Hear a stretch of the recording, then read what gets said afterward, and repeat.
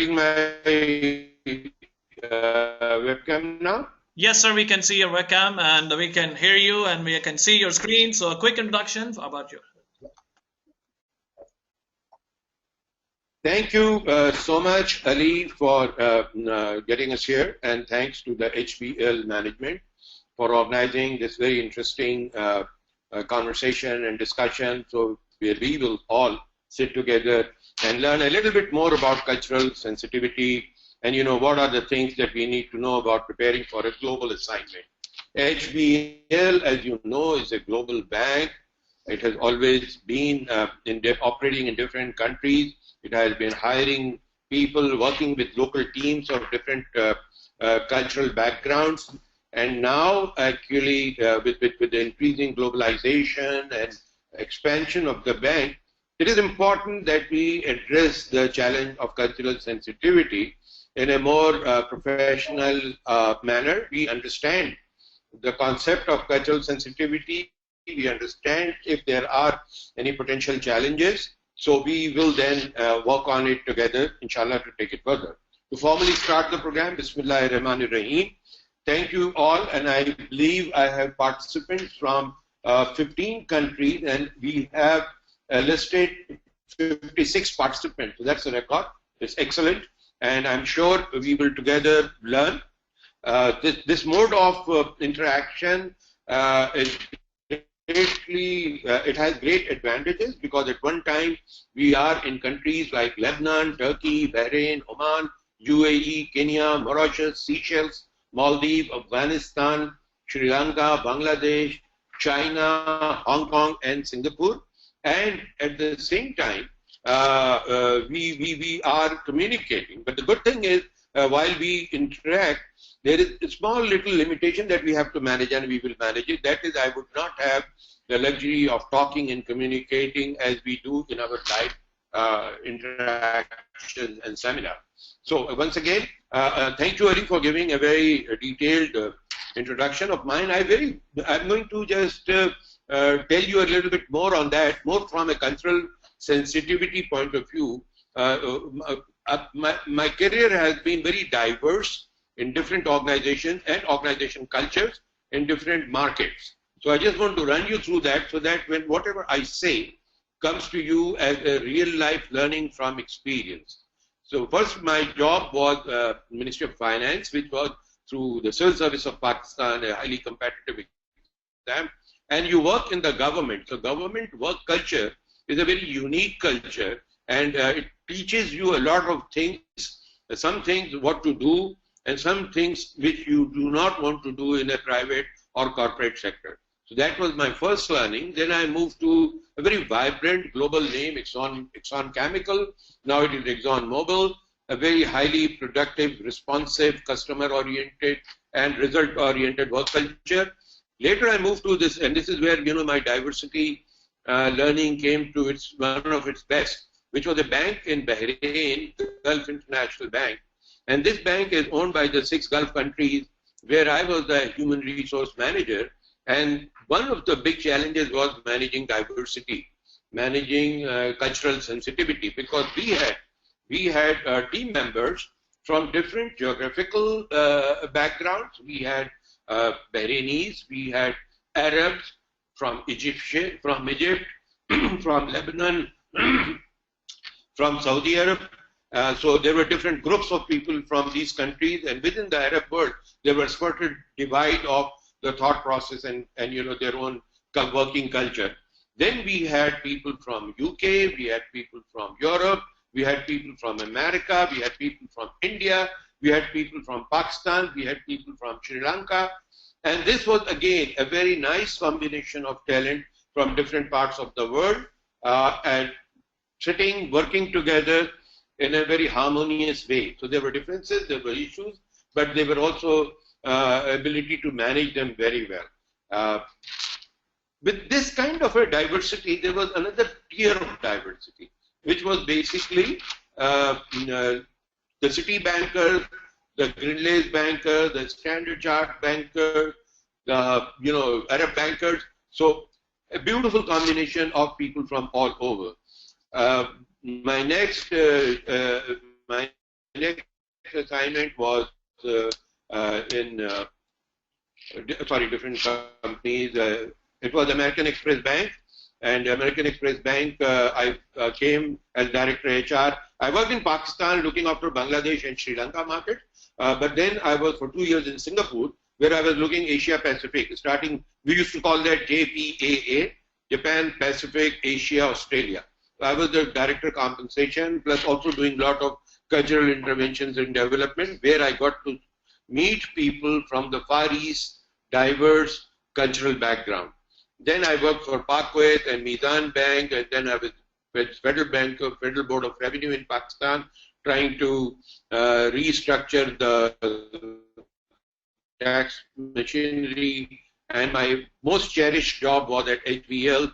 Both pre-privatization, I was there for 2 years for restructuring, and then post-privatization from 2005 to 2008 end, when a lot of cultural interventions were done, and we managed to achieve a cultural turnaround actually, from a totally public sector work culture to a highly customer-oriented, responsive work culture. Great learning. And my last job was Karachi Electric, which again, as a part of restructuring from public sector to private sector. So in my career, what you see on the screen, my learnings are from all these places, locations, and different work culture organizations. We're going to leverage it with some of my experiences as we go along, so you have a background of that. Now, my starting point is, you all must have read it and understood it. We're talking about the cultural sensitivity. Does it have any linkage to the HBL vision? When we talk of any human resource intervention, the starting point is the vision of the organization.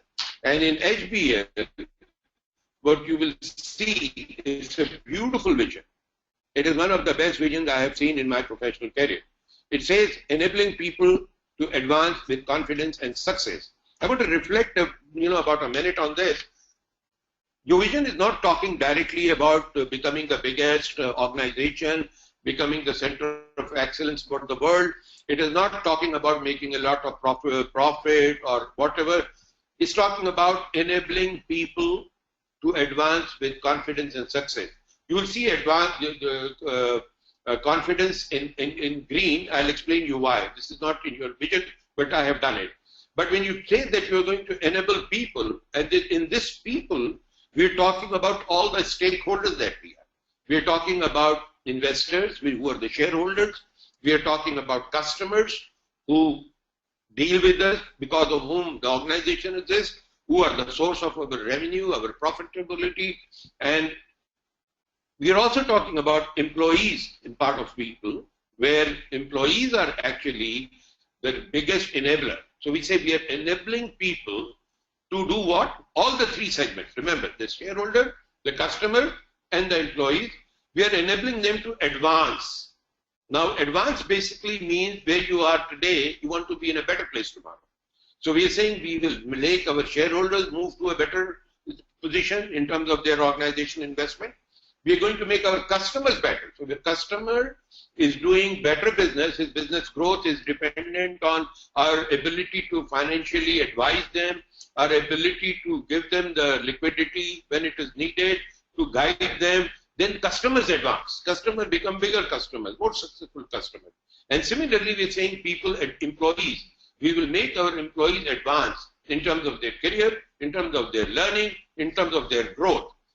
And all these things we are saying with confidence and success. And obviously, when we talk of confidence, we are looking at a global bank, and we're looking at a bank where people, employees, are from different cultural backgrounds. They are from all over the world. And we're saying that we would like them to work in full confidence. And if there is a cultural sensitivity issue, and if we treat people differently because of their ethnic, because of their local religion, or because of traditions, then we will not have a confident group of employees. And those employees will not be able to be successful. So if you look at your vision now in a broader context, it will make a lot of sense. And you will see that HBL is promising as an organization to enable people to advance with confidence and success. So confidence will be cultural sensitivity, therefore becomes a very big agenda item for creating confidence in the organization. And I'm talking, when I'm cultural sensitivity, I know I'm talking on the international platform, but we are also saying the same thing for our domestic market. For people working in different provinces, for people working in different cities, for people working in urban areas, for people working in rural areas. And we're saying we're going to make everybody confident. That is part of our vision. And one of the factors for that confidence will be treating them all culturally as a good HBL team member. So we move ahead to the next important item here, which is basically your mission. And mission is to make customers' process prosper. Now this is a little bit of dilation of your vision. It's saying we're going to make our customers prosper. How do we make customers prosper? By providing them financial support, by providing financial advisory, by bringing our professional learning and excellence to complement them in their business to grow and become more profitable and more prosperous. But again, the two words in green I have highlighted, these are not in your mission. We want our staff to excel and create value for shareholders. What do we actually mean by excel? If you think about it, excellence. If you don't know, and you try and think about it later, I'll just, because it's not very interactive, I can't ask you that question, what is excellence, explain everyone, and you will see maybe 50 different definitions of excellence. But let me try and give a generic understanding of excel here. Excel basically means is not good. Excel is not very good. Excel is not the best. Excel is the best. Excel means that whatever is, you're going to be better than that. So if your market share today is, let's say, 40%, and you say you're going to excel, next year, 40% does not give you that message of excellence. You're the same that you were last year. Your market deposits may have grown, but if the entire market has grown, then whether you have grown with the market or you have excelled the market. So remember, this word is very important. And when we're talking about the staff excellence, we're talking about our employees to excel in everything, in their contribution to the organization, in their contribution to the customers, and also in their contribution to their own self, their own team members. How do I make my team members excel? How do I make myself excel? How do I advance my career? How do I learn? How do I keep on growing? And this is part of HBL mission, ladies and gentlemen. So this is very important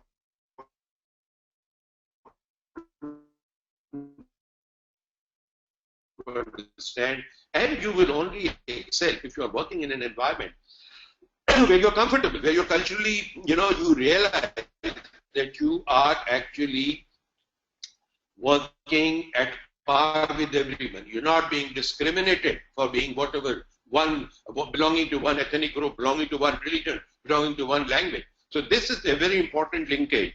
You've seen the linkage of so we say we're going to be your values. Progressive, we are going to be excellence is very clearly spelled out here. We say meritocracy is going to be very important. We say integrity is going to be very important, and customer focus. So what are values? We will also touch upon it as we go forward. Basically, we are saying that whatever we do in the organization, we individually or collectively in the organization, any initiative that we take, any act that we undertake, we will make sure that it fits into the value of progressiveness, which means we will not undertake any project, do anything which is actually regressive, which takes us back to the way we were doing things 10 years ago. We are forward looking. We will be doing things as we move on. Then excellence, I have already explained. We're going to be improving. We're going to be beating ourselves. Excellence is a challenge which you give to yourself. You keep on beating yourself. Meritocracy, we will talk more about it. If you understand what is meritocracy. Meritocracy is what's happening.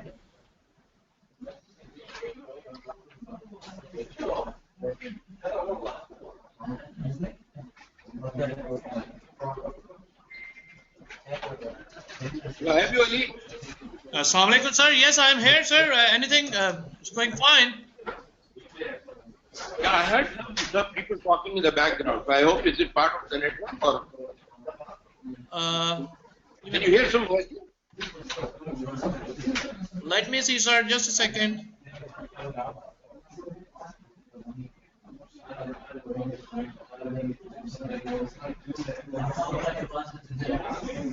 Sir, I'm hearing some voices as well. I'm not sure. Let me check. Somebody has been unmuted. Is everybody muted? Yeah, let me see. By default, everybody is muted. Yes, sir.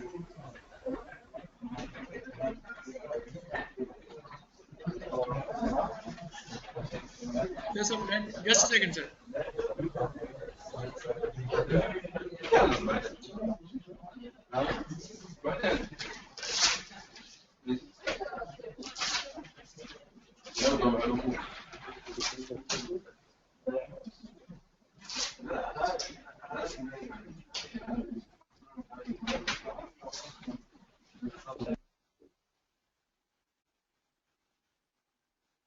Are we good?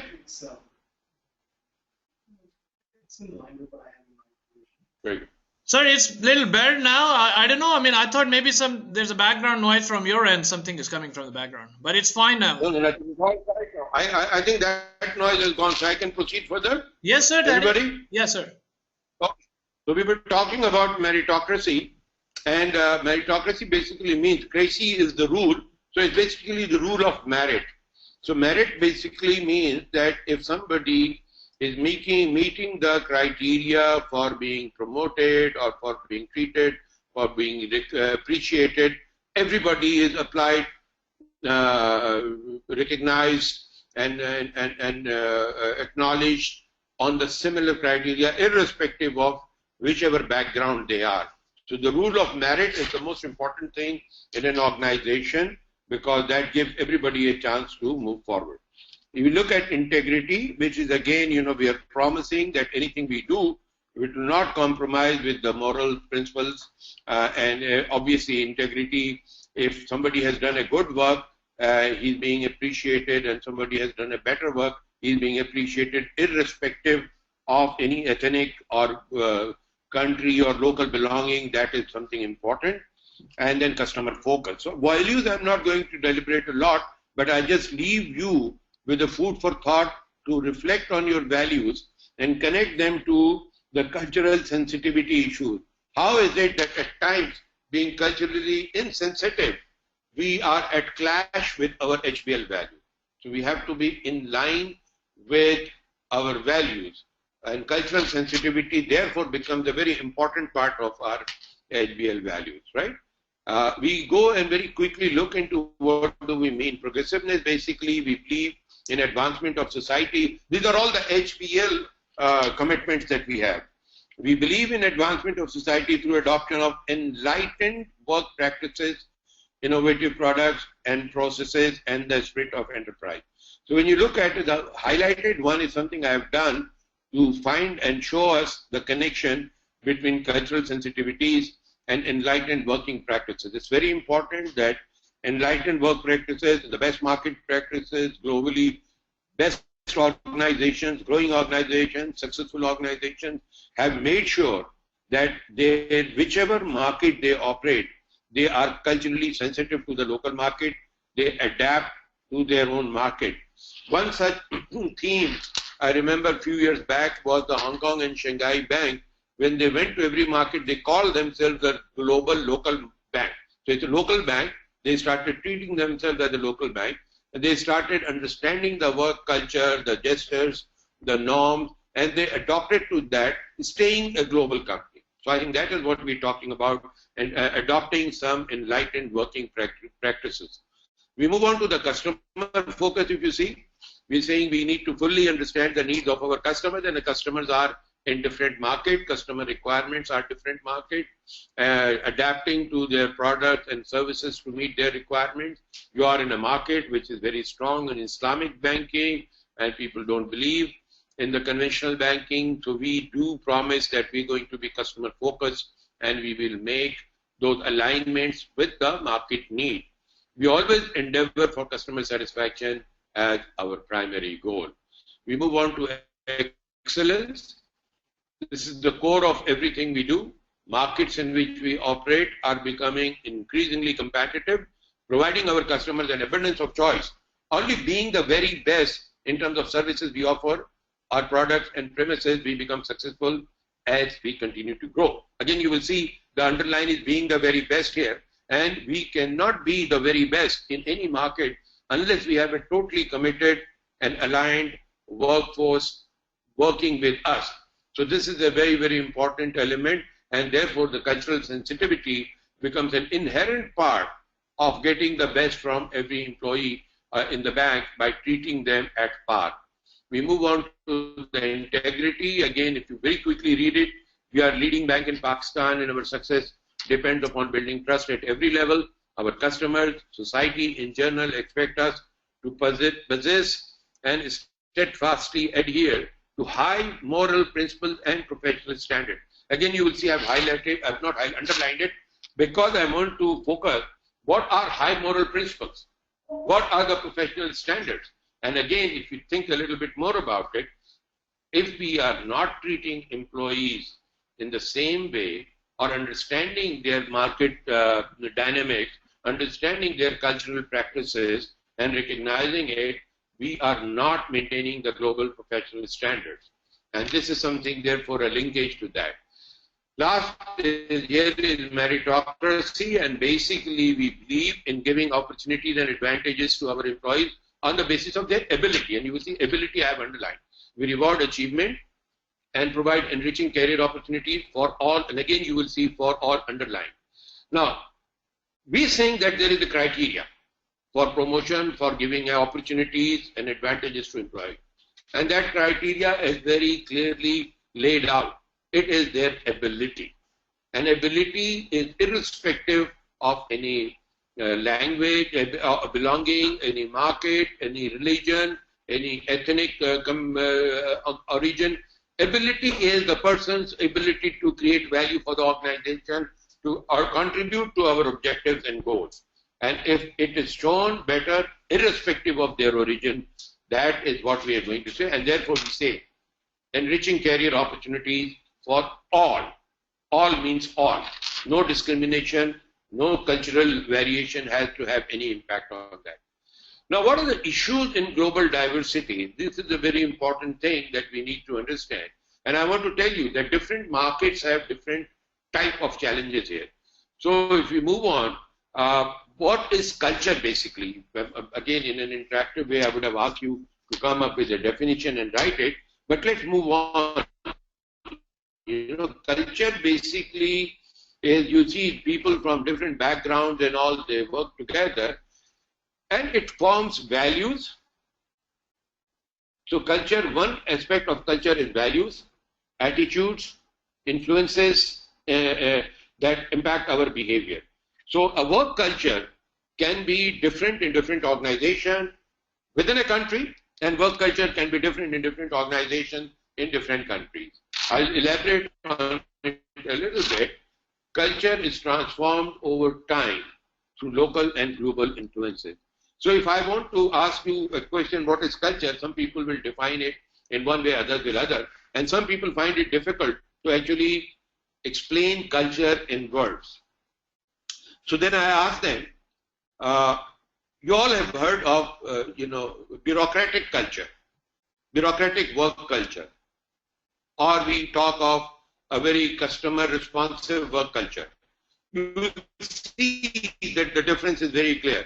Bureaucratic culture, you don't have to give a lot of definition. Basically, you assume that things get done here slowly. They are not the top priority.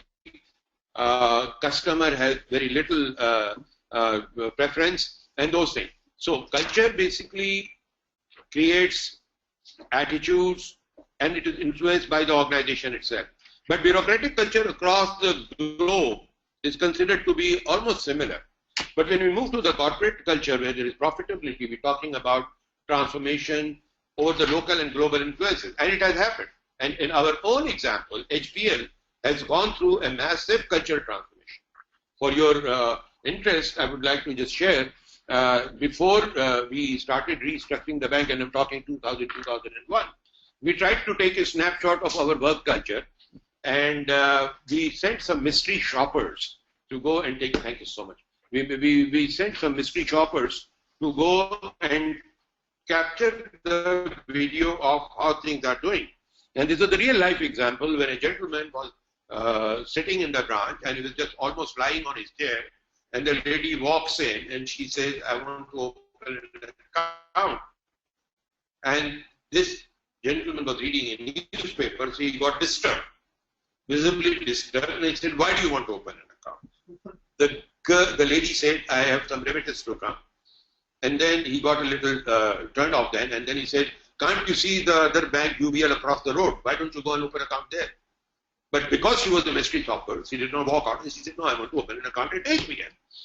Then she finally got this man to put his newspaper down and asked to go and see the little one sitting there, go and give this lady the forms. Account opening. That boy shouted from there, there's no account, head office has not sent us account for opening forms, we have been chasing them for such. So this was the work culture. But now if you go to HBL branch, and I'm very happy to see that this transformation has taken place in about less than 10 years actually. It's a very good thing. We're very customer responsive. We go to the branch, people come, they welcome you, they ask you how can we help you and all. Now this is a customer behavior that we want to be consistent across all markets. We don't want it to be one experience in one country. So in Lebanon it is a different experience, in Turkey it's a different experience. We go to Seychelles is different, in Afghanistan it is different. It has to be a consistent customer service experience. And that is determined by our work culture, which we want consistent all market. And therefore, cultural diversity is important to recognize, and cultural sensitivity is also important to recognize, and we have to actually understand and address it accordingly. What is diversity? Basically, diversity, we're talking about inclusion of different types of people, different genders. Look at it, we're talking about different types of people of different gender, language, religion, races, and cultures in a group of organizations. And this is such a beautiful subject. If you go into it, it's such a beautiful abstract, it portrays beautiful abstract picture. But there are languages variation also. Religions, again, within religion there are sects and subsects, and in every place, So we don't want to be conscious that one person of one religion belonging to one sect is getting a preferential treatment because the boss or the, looks at him with some sympathy because of ethnic belonging. So races we're talking about. In Pakistan we have different races, and in Singapore we've got 3 different origin races. There are Chinese, there are Malay origin people, and there are Indian origin people. Now we have in HBL people from all races and different religions. So it's a group of organizations. So what is diversity? Diversity is basically we want to understand that there are different kinds of people, different language speaking people, different religious beliefs people, also different races who work together, and we look into a multicultural, multi-ethnic organization where everybody operates in total harmony, and we try and minimize instances where people are treated differently. So there is an inclusion of different types of people. That is basically going to be the diversity management. And then you go to the global diversity.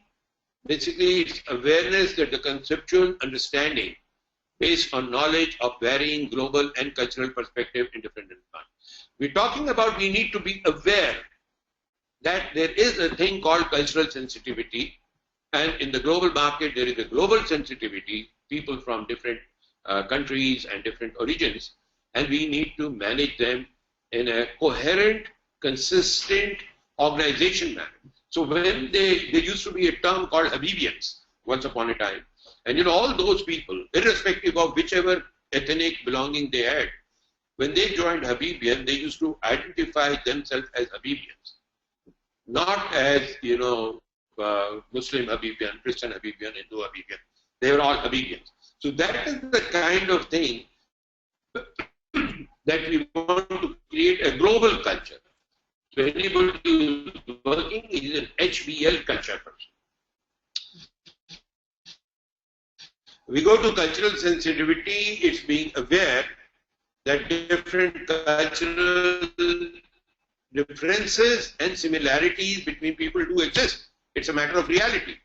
And it refers to the ability to place yourself into the shoes of another. This is important because the first thing is to acknowledge, not to deny, to acknowledge that there are different cultures, there are different origin people in an organization. They will be different. And I want to take a step backward. And about this human differentiation, I want to share with you. When we're talking of human differentiation, please understand that if the population of world today is 7 billion, and you ask me a question, how many types of human beings are there? There are 7 billion different types of people. Why we are different? Because we are created with a different genetic combination. Why we are different? Because we are product of a different culture. Why we are different? Because our childhood has a different experience. Our education has a different experience. Our societal influences have a different experience. As we grow in our life, organization has a different impact on it. So if somebody has gone into the police service, we all started in the civil service with a common education background, masters and law, and you sit in the exam and you're selected. But some people are selected for different groups of services. Some for finance service, some for police service. I'm just focusing on these, and some with let's say audit. You look at these people when they get into the academy for training, they're almost consistent, similar education, similar kind of intellect, similar sorting process. But once they get into the academy, and by the time they come out, you will see the gentleman in police will look different. He would have grown a mustache, he would have a stiff neck, and somebody in finance will be different. So these are the differentiations that, on top of our human differentiation, these cultural influences make our personalities. So we are saying that we have to recognize that people are different. So even in the same family, it's very interesting to see. You go and see 3 children in a family, and they're not the same. Although they have been brought up by the same parents, they have been educated, given the same values, same attitude and behavior. So their brought up is very similar, but still they are 3 different people. And then you look into any class of graduating class, and if they graduate, they do all that education on a similar curriculum. They are taught by same faculty, same things, so they come out with a similar knowledge. Look at them at the graduating class of, let's say, 2011, 5 years on, they are not at the same places. Some have grown faster, some have stayed the middle of the course, and some have stayed back where they were. So these differentiations do come. They are human differentiations, and then there is a cultural differentiation. Some cultures are very aggressive. I'll just give you one more very interesting example. And this is, I read, in the American universities, they teach you also how to write your resume. And they teach you to be very aggressive about your stance. So you write in a way that, you actually go to touch the limit of exaggeration. So I am the highly, team-oriented person. I've got so much of creativity, and I'm so intelligent, and all those things, not maybe articulated way. So that's an American graduate CV. You go to Europe or Germany, then modesty is a very strong value. So they discourage you to exaggerate or brag about yourself. They want you to be very, very modest. Now that's a cultural difference, And the product, the 2 masters from 2 different universities, one from American university, one from a European university, you'll have 2 different kinds of resumes.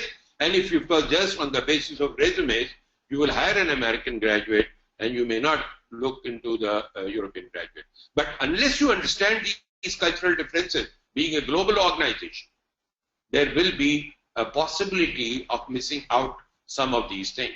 So we need to understand and acknowledge that cultural differences are realities. We need to understand it as an organization. We need to understand there are similarities, and we need to understand that people from different background and perspective do not come across identically. Okay?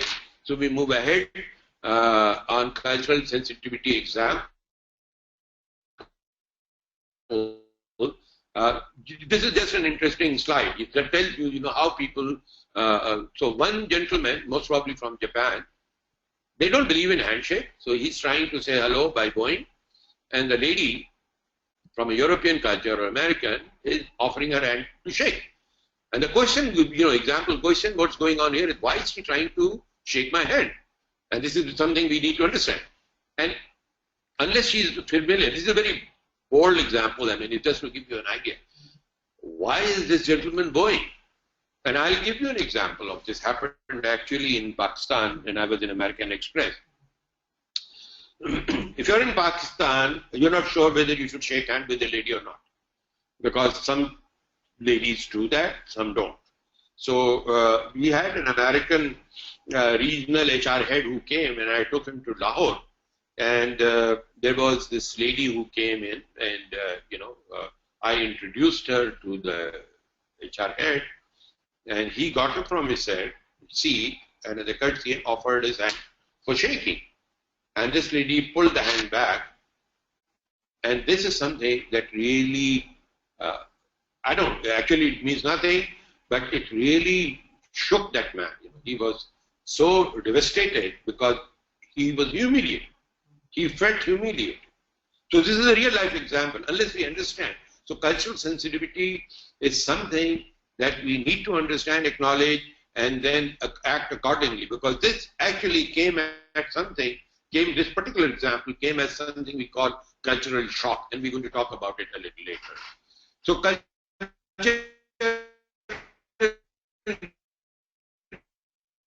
perception basically are the ideas, customs, behaviors of a particular people or society.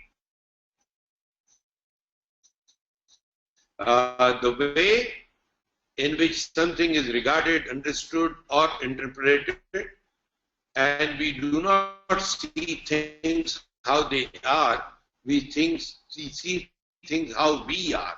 Now, by the way, I'm going to leave this presentation to your LND, and I would request them that any one of you who wants it, get a copy of this presentation, and I would love it if you go and you share it with your teams. You run this program yourself and spread this concept further down. That will be a great way to do that. So these things, these patients are actually now property.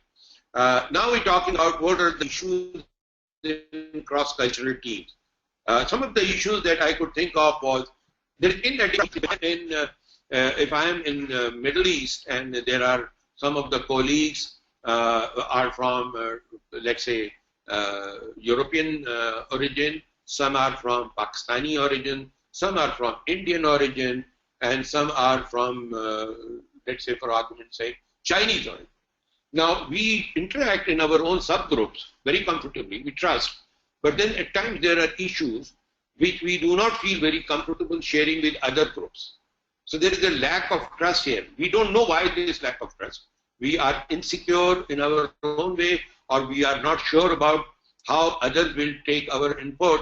So there is this element of inadequacy of trust. Just note it down, because this is something we need to understand and address consciously. Then there are misperceptions. These are, remember, this is a word coming from perception. There is a big debate about what is perception and what is reality. Perception is about us, how I feel about myself, how I look into mirror myself, how do I look myself in the mirror is different from how people look at it. It's different from, how people perceive me. And it was back in 1995-96 in American Express, we launched a 360-degree evaluation. And I'm just trying to tell you the perception issue here. When the feedback was taken on leadership values and parameters from myself, then from my subordinate, then from my colleague, and then from my bosses, and they were external consultants. They came and consolidated and shared a book on each one of us. And what the most shocking thing is, I mean, obviously you try to be very objective.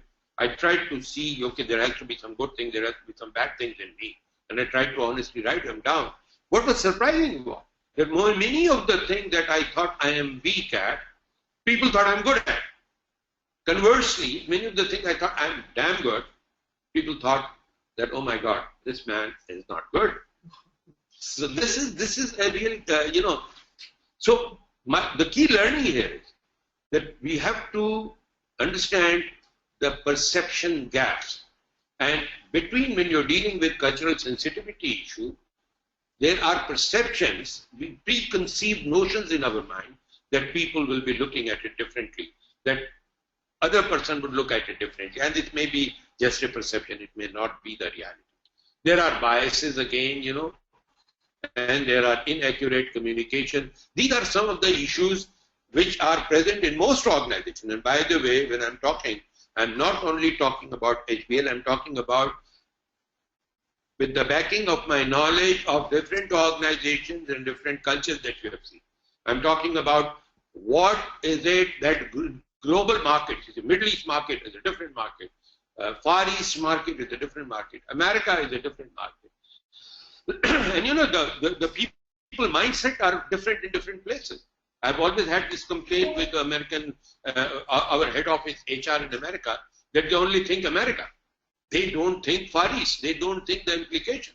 So they come back and they issue a standard HR policy to be documented and announced. I'm talking 1994, that the bank will not make any discrimination to people who marry in the same sex. Now that is something globally a very acceptable thing. Back in 1994, in a country which was just coming out of the very Islamic era of General Zia, if I had issued a policy saying that, I would have hit the newspaper clips and the media that this bank is promoting same-sex marriage. And my issue was that why is it that my headquarters sitting in New York cannot understand that we operate in a different culture. We operate with a different background. And there are some very local implications. You can't just go and generalize. You move toward that direction. You maintain it, but you don't come out with a very documented, spread out policy. As I did once in HBL, and I became, I was actually made fun of by many. There was this thing we decided that there will be dress code. So dress code for men was fine. I left this to one of or 2-3 of our lady colleagues to define the dress code for ladies. So they came up with different background. Obviously, they said no jeans, and there used to be a trouser which will be which was very short, not very short in the sense it was like half leg or something. So they said no, and that was a very common fashion. What do you call it? No, not skirt. The trouser that comes up to here. Capris? Yeah, capris. Oh, okay. So what I remember it. So the policy says no capris. And then somebody made a copy of, and it was signed by me. I didn't even properly. I said, okay, my God, ladies have done so fine, good. I'm not going to interfere with ladies' thought process. So I just signed, and it was released. And somebody put it on email or internet. It was circulated. So my daughter called me from and said, "What are you doing, Daddy? What is this? How can you impose these things?" So I'm just saying, how cultural variations take shape. So you have to be very conscious of the local. You have to be conscious. You have to be very sensitive to these things. And some of the things I've learned the hard way, you don't have to learn it by going through the hard way. Moving on to the factors influencing culture. How do people basically think? That varies from culture to culture, from country to country. How do they react to a situation? I gave you an example of offering hand. The reaction in a European culture will be different, and in Pakistan, some lady will immediately come forward and shake hand, and some will pull the hand back and lead to an embarrassment. Present their views and philosophy. How do people present their views, their philosophy is again a product of their thought process, perceive their self versus others, and of course relate with others. So these are the factors that influence our culture. And the challenge is, when we're managing cultural sensitivity, to try and make everybody think alike to the corporate philosophy. Everybody be conscious to react in a manner which is consistent across all markets, across all local geographical locations and in all positions. Then, so all these things are how we make people present their views in a consistent manner, which is acceptable, which is the HBL culture, which is the HBL manner, how we perceive their self versus others, and how we tell them to relate with others in a consistent manner. We're trying to give some broad guidelines that we are culturally sensitive, we were not indifferent, and this is how we would like to behave. And this is going to be basically the leadership initiative to manage it. We move to some cultural sensitivity example. For instance, in the Middle East, you do not shake hands. I talked about you with the opposite gender. It's considered offensive. I have been in Bahrain for 7 years, and I have seen some girls even then used to come and shake hands, but majority will not in Bahrain. I don't know what the situation is now. And then, women generally wear traditional clothing. Then in the West, if you go, it's considered professional decorum to shake hands with everyone. So, if you don't shake hands, maybe the person will be a little concerned or whatever. Women generally wear business attire. It's quite acceptable. But an important thing here is you see over the period a diffusion of the global culture taking place. So a lot of things that happened in West then are happening in different countries now. The countries we're talking about, China, the Hong Kong and Singapore, there is no local dress code as such. There is global corporate dress. But again, in Bangladesh, Sri Lanka, you will see a combination of Western dress and saris.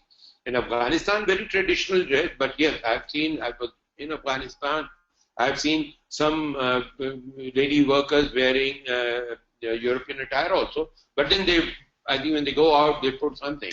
Similarly, in all these markets, there is variation, but it is a transition. And I talked about this transition taking place by way of influence, cultural influence. And the last 20, 30 years, the world has a massive cultural influence because of the movies, because of the theaters, because of the connectivity.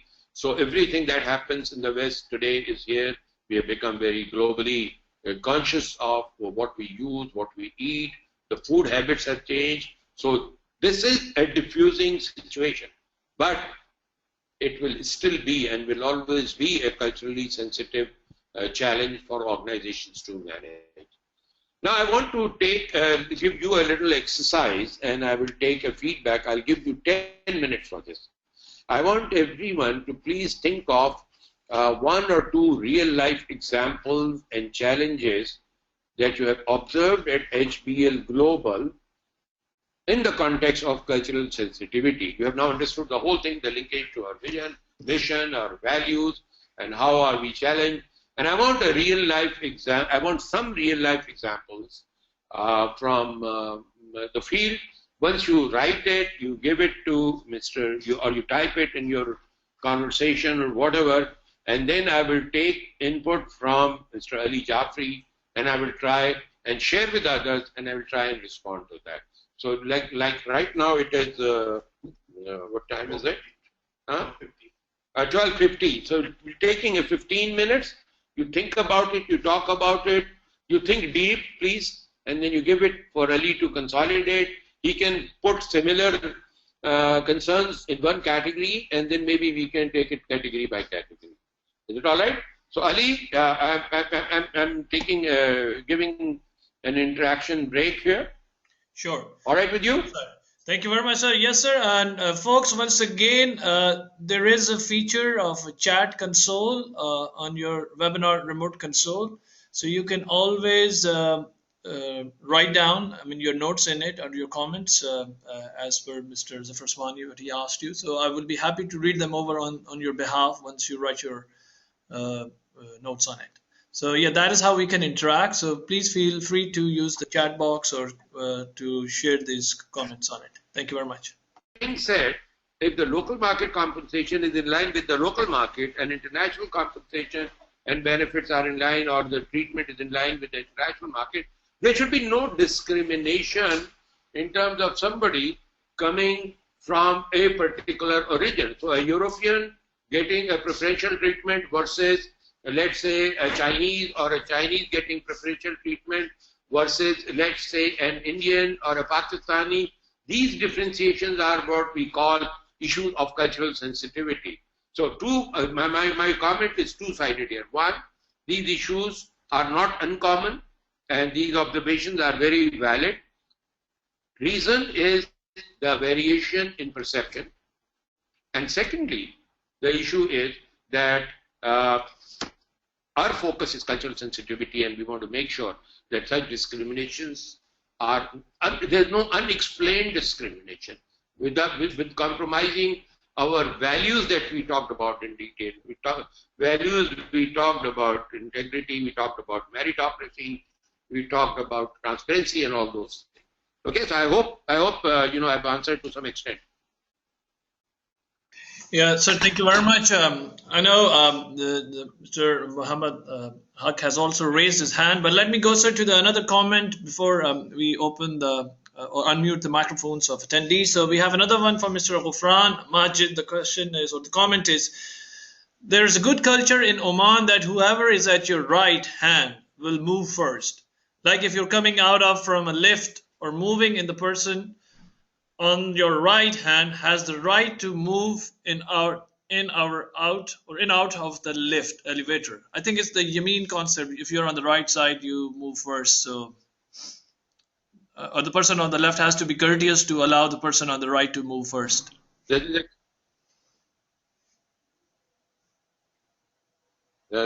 you, Mr. Ghufran Majid, for sharing this. This is actually a very good practice. And I think when we talk of the local traditions and local, we call practices, this is one of the good practices that we should learn, and we should try and adopt it in different markets. It is irrespective of the culture. So, it's not that if you are standing in a lift and there is an Arab gentleman and there is an Indian gentleman and there is a Pakistani gentleman. So normally, this is a very good example, because in some places we will give way to the seniors in terms of what. So if there are people in the lift and we see a senior gentleman there, normally in some countries they will allow the senior to go first. In many other countries they will allow ladies to go out first, we as a mark of respect. And this is again, Omani culture and Omani tradition is an excellent tradition. I think it makes sense. And I think, these are one of those things you can compare globally and say, okay, now this makes sense. So in HBL, we can say that, okay, we will adopt a norm when entering and getting out of the lift, and that will be irrespective of who belongs to what level or what culture. Good example, Ghufran. Okay, we have another one from Khorsa Gul. I believe this is perhaps from Afghanistan. So Khorsa Gul, Umeedwarum halishma khub khabud. The comment is, normally in Pakistan and all over the world, mothers' names are asked for certain verification. But here in Afghanistan, it is considered very bad act if you ask someone their mother's name or wife's name. So most of the people try to avoid it. What's the name of the gentleman who asked this question? Khorsa Gul. Yeah, okay. Khusro Gul, right, okay, fine. Country HR manager. I'm glad he's an HR manager and asking this, sharing this experience. Thank you so much, Mr. Gul, for sharing this. This is something very common in HBL when I open or any card that I want to go and ask for some information on this 114 or whatever their number is, call center. They want to make sure that I'm the right person. And they sometimes it's funny because the three predictable questions they ask, one can always be ready for that. So first question will be maybe your mother's name. So if somebody knows my mother's name, a lot of my colleagues and friends might know that. And then they ask the date of birth, which is in the national identity card, and everybody knows the date of birth. So those are really, they're supposed to be security questions, right? But this is offensive in Afghanistan, I can understand. And maybe, this is where is an example or an opportunity for our bank, HBL, to recognize this and to be able to come up with some local adaptation for this cross verification. I know there are KYC rules, and they have certain standard guidelines. But definitely, Mr. Khusrogul, I think do suggest to the management, if dealing with employees or even the customers, they can recommend to modify this question to something which is more acceptable in the local culture, but a good example of local cultural diversity. Thank you for sharing that. Thank you very much, Mr. Gul. And we have another one from Ma'in Al-Zajali. I hope I pronounced it correctly, Ma'in. So the comment is, had a meeting with a vendor during the holy month of Ramadan, and the vendor representative was a woman. When I met her, she pulled out her hand to shake, and then I was a little confused of whether to avoid shaking hands since it is Ramadan or go ahead with it. Anyways, I shaked her hand as I did not want the meeting to start at a wrong note. We had requested our head office to put a local language in our signage, which was initially declined, but considering the cultural sensitivities and our continuation persuasion, it was approved by board incorporate our local language. Which country is mine from? Mine did not mention perhaps, but mine, could you please just put which country you belong to?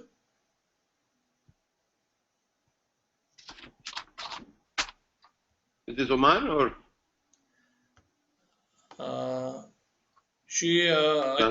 Mine didn't mention it. Yeah.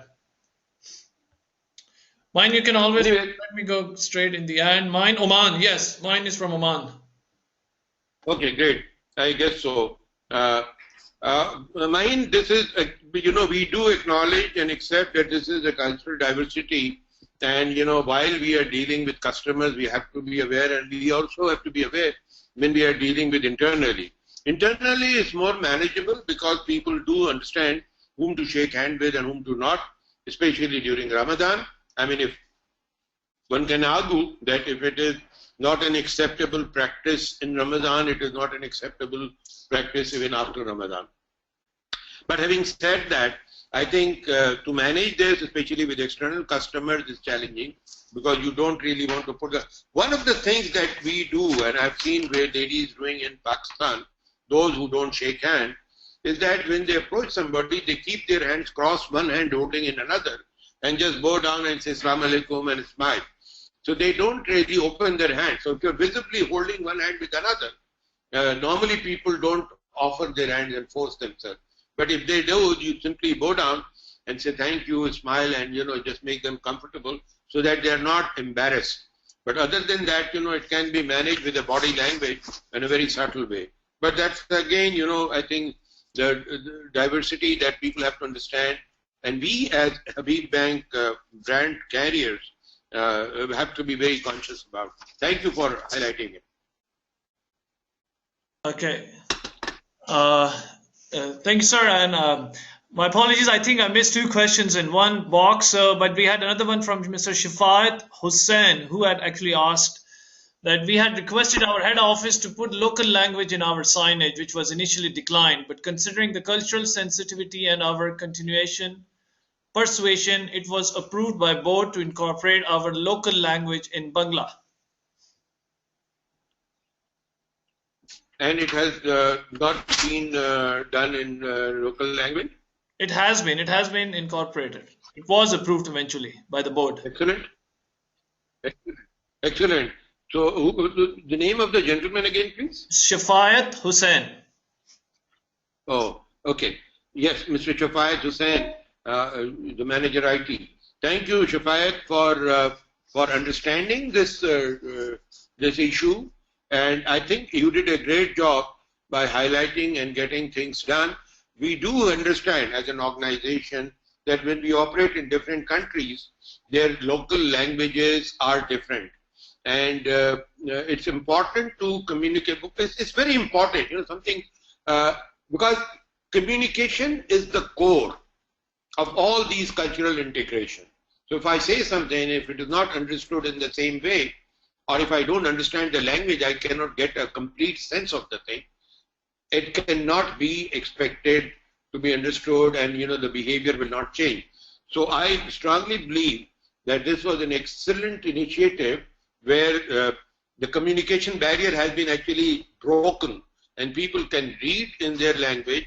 And it's not that whether they can't read English, they can read English, but the understanding and comprehension of a concept, of an approach is far better if you read in your local language. The connotation is different, words have different meaning, and I think by adopting your recommendation, HBL has demonstrated that they are pretty adaptable and flexible to the cultural sensitivities. I would have been very disappointed if somebody would have said, as a banker, I want everybody to understand English enough to read and understand the policy.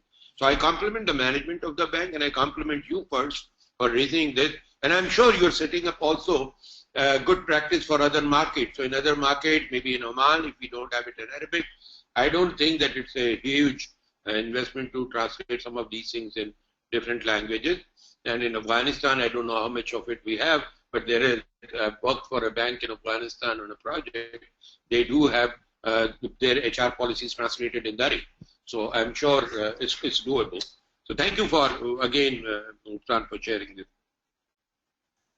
Well, thank you very much, Mr. Shafaz Hussain. And let me go to another one. We have Ms. Seema Vijay.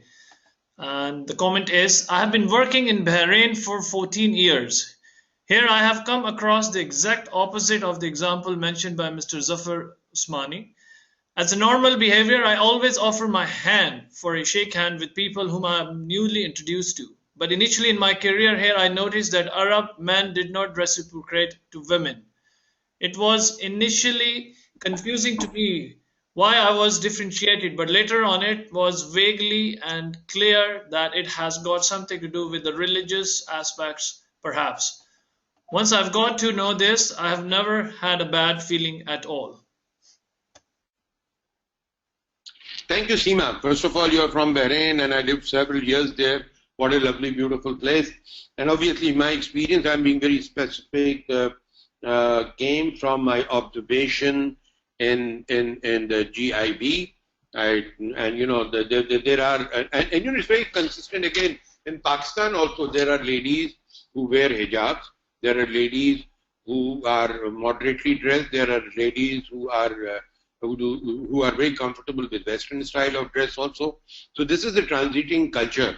And what your observation is, I'm glad you did not come across maybe the earlier stage of the cultural, corporate culture prevailing in Bahrain. I met people in different banks, not only in GIB. I met people, we had a small fraternity of bankers in State Bank and Grindlays and Bank of Bahrain and National Bank of Bahrain and all. And in every place there was definitely a class of female workers who very strictly adhere to the attire, to the hijab and everything. And at the same time, I'm talking, mid-80s, there were our colleagues, girls who were very comfortably wear Western dress, and it was as if the whole thing was accepted as a reality. So some of them, as I mentioned, I remember my colleague who's sitting next to my room will come and shake hands. So that was a very acceptable thing. Once you know that, it's okay. But there are moments when you're not sure, and that is where I'm saying it's better to be observing the body language. And again, I totally agree. If somebody does not shake, even being a male, for own beliefs and convictions, then there is actually nothing to feel bad about. It's just a state of mind. So if you understand that this is a cultural diversity, or it's a personal belief that is holding the person shaking hand, there is nothing to feel bad about.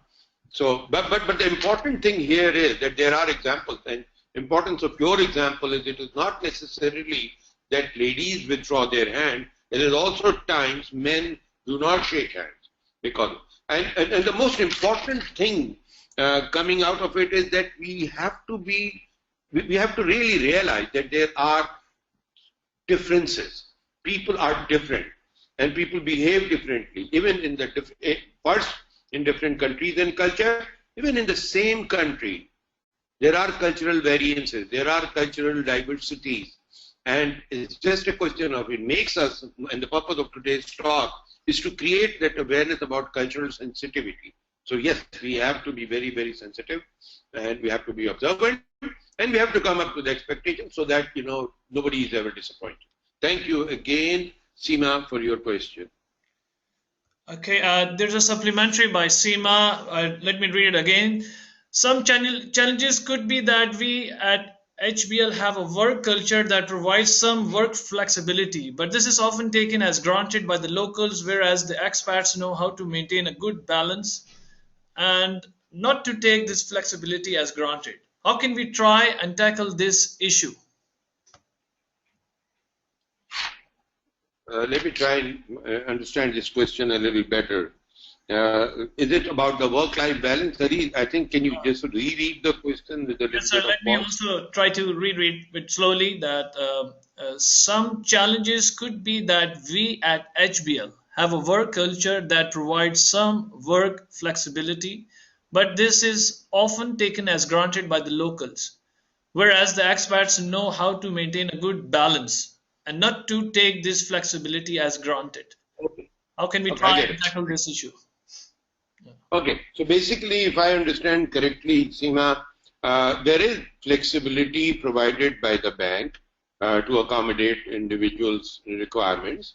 And what I understand is that the locals take these facilities or flexibilities for granted, and non-locals actually do not take it for granted. They use it when needed, and they don't use it and focus on work when it is needed.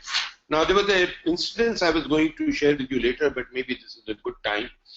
In Bahrain, like many other Arab countries, and I'm talking about the mid-80s again, we used to have a working hour which starts 8 o'clock in the morning, and we used to break at 2, and then start at 4:30, 5 o'clock, and go up to 8, 8:30. This was pretty acceptable, and this was because, you see, this is something, local culture is lunchtime is family time. And you will find a commonality in most Arab countries. Lunch is a proper family time where people go, the children come back from school, they sit, they have their lunch, they rest, and they come back at 4:30 or something and work until 8. Now, the global culture of banking was that we come and we complete the day at a stretch, take a short lunch break or, complete the day and then go home and break and cut off. So we in GIB were the first to make this transition from the two working breaks, in the sense of one in the morning and one in the evening, to go through a consistent. We tried to start at 8, take a 2-hour lunch break between, I think, 1 and 3, and then 3 to 5, to accommodate both the locals, give them enough time to go and have some time with their family, and then also to then come back and work in the evening. And we've said we'll finish by 5:30, 6 o'clock. It worked. But at that point in time when we were implementing it, I was faced with this challenge as an HR manager, because many locals came and they said, this is inconsistent with our local tradition. We do have time, family time. And as I said, these are two different things, but actually the best way to move ahead is to understand that these differentiations do occur and try and find solutions. While most of the workers, expatriates and others, were not willing to come and sit beyond 5 o'clock and sit until 8 o'clock, that was their socializing time. That was the time they will go to the clubs and play tennis or something. And while the locals were not ready to give up their long family time lunch break, there was a compromise. So you are becoming culturally sensitive. You try and take a little bit of time from here and there, and we adopted it then, and I believe it is still working. They finish at 6 with a 2-hour lunch break. So that was the solution. But if you feel that locals are taking it for granted, I will accept it, and I will say that this is the way locals expect a facility or something. try and intelligently manage when there are work pressures. Suggest them to be more sensitive to the deliverable or goal that you have to achieve in the day. But if there are days when it can be managed with a little bit of more relaxed allowance for them, do accommodate. But the thing is, we are moving towards integrated work culture, and it does take some time to translate into that. Thank you. Well, thank you very much. And let's move to, we have another one, Mr. Muhammad Yusuf from HBL Maldives, a country operations manager. The comment is that similarly, I have also encountered that in Maldives, customers are a bit reluctant to provide their parents' name in the account opening form. Please do note that in their national ID cards, also these details are not provided. Fantastic. Now this is interesting, very interesting question, because there are two things. You see, there are some things which are within the company or the bank flexibility and policy, and there are certain things that are regulatory. And regulatory, when we talk of regulatory mandates and regulatory implications, we are not only talking a country or a bank initiative. These are global KYC and compliance regulations which are flowing internationally, and all the financial banks working under global financial systems are expected to follow it. You can't just say that because in this country we don't allow parents' name, so I cannot give you my parents' name. I think this is where there is a need to educate the customers. This is where there is a need to educate the employees that this is a global regulation. I mean, KYC, I know it's nightmare for any banker, for any branch manager. Opening an account is a terrible thing, and I'm one of the victims of that. But the reality is that we have to understand and accept we are living in a totally different regulatory environment where things are guided by forces beyond our control, and so therefore we have to learn to live with it, and we have to then interact a little bit more politely, professionally, educate people that it is not going anywhere. It's just part of your record, and it will be staying here. So I think we have to create that comfort. First, try and talk and find out what are the main reasons for their reservation. I mean, one is the tradition, I understand. But beyond that tradition, what is their apprehension? What is their fear? Okay, thank you very much, Mr. Muhammad Yusuf. Out, we can resolve and give them the confidence and the comfort that nothing is going to happen to them with this information.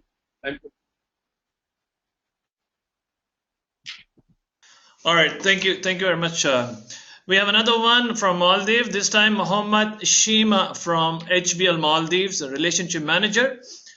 The comment is, while all banks will have refined values, statements, ethics, and compliance manuals, defining the kind of culture change required in banking has not been a straightforward process. Any comments? Absolutely. It is not a straightforward process. It will never be a straightforward process because we're dealing with humans here, and mind you, collectively they are different, in a group they are different, in a corporate culture they are different. We talked about the corporate culture, and every corporate culture produces a type of people. So while there is an individual existence, there is an ethnic existence, there is a religious existence, there is also a corporate existence which impacts our personality, which impacts our thought processes, which impacts how do we respond to the changes. So this is always going to be the case. The best thing to do in such kind of transition is a very strong communication. If the communication is clear, if the logic is understood, transition becomes more acceptable and easier. It's not always easy, it becomes relatively easier. Secondly, very important when you're doing any cultural intervention, do understand the perspective, and repeating this word, perspective of the other side. What are the reasons for that reservation? What are the reasons for not coming forth? What are the reasons for resistance? in any change initiative, if you can understand the reasons, you will find down there somewhere there will be some insecurity, there will be some concern about self, there will be some concern about the community, there will be some concern about the group. And if we can identify the concerns and then align our chain, providing some comfort zone, providing some assurances that those concerns will not be any unfairly applied or something, you will not be impacted by those concerns because most of it is perception. Then you make the transition process easier. So yes, it is a challenge. It is something that we need to think about it, and we have to do it in a very articulate manner. But the key is to understand the concerns from the resisting segment, and then you address it accordingly. Okay, thank you very much, Mohammed Shami. There's another one. I hope Shima got my answer. Well, Brother Muhammad, if you are satisfied, please do let us know in the chat box or comment box. But let me go straight to another one we have from Hanan Hamza.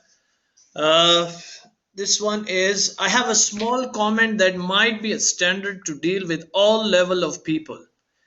Deal with a smaller than you as son, the same age as brother, and the elder as father or mother, then things will get more than smooth. This is Hanan from where? Hanan Hamza, could you please mention from where you have dialed in or logged in? Could you?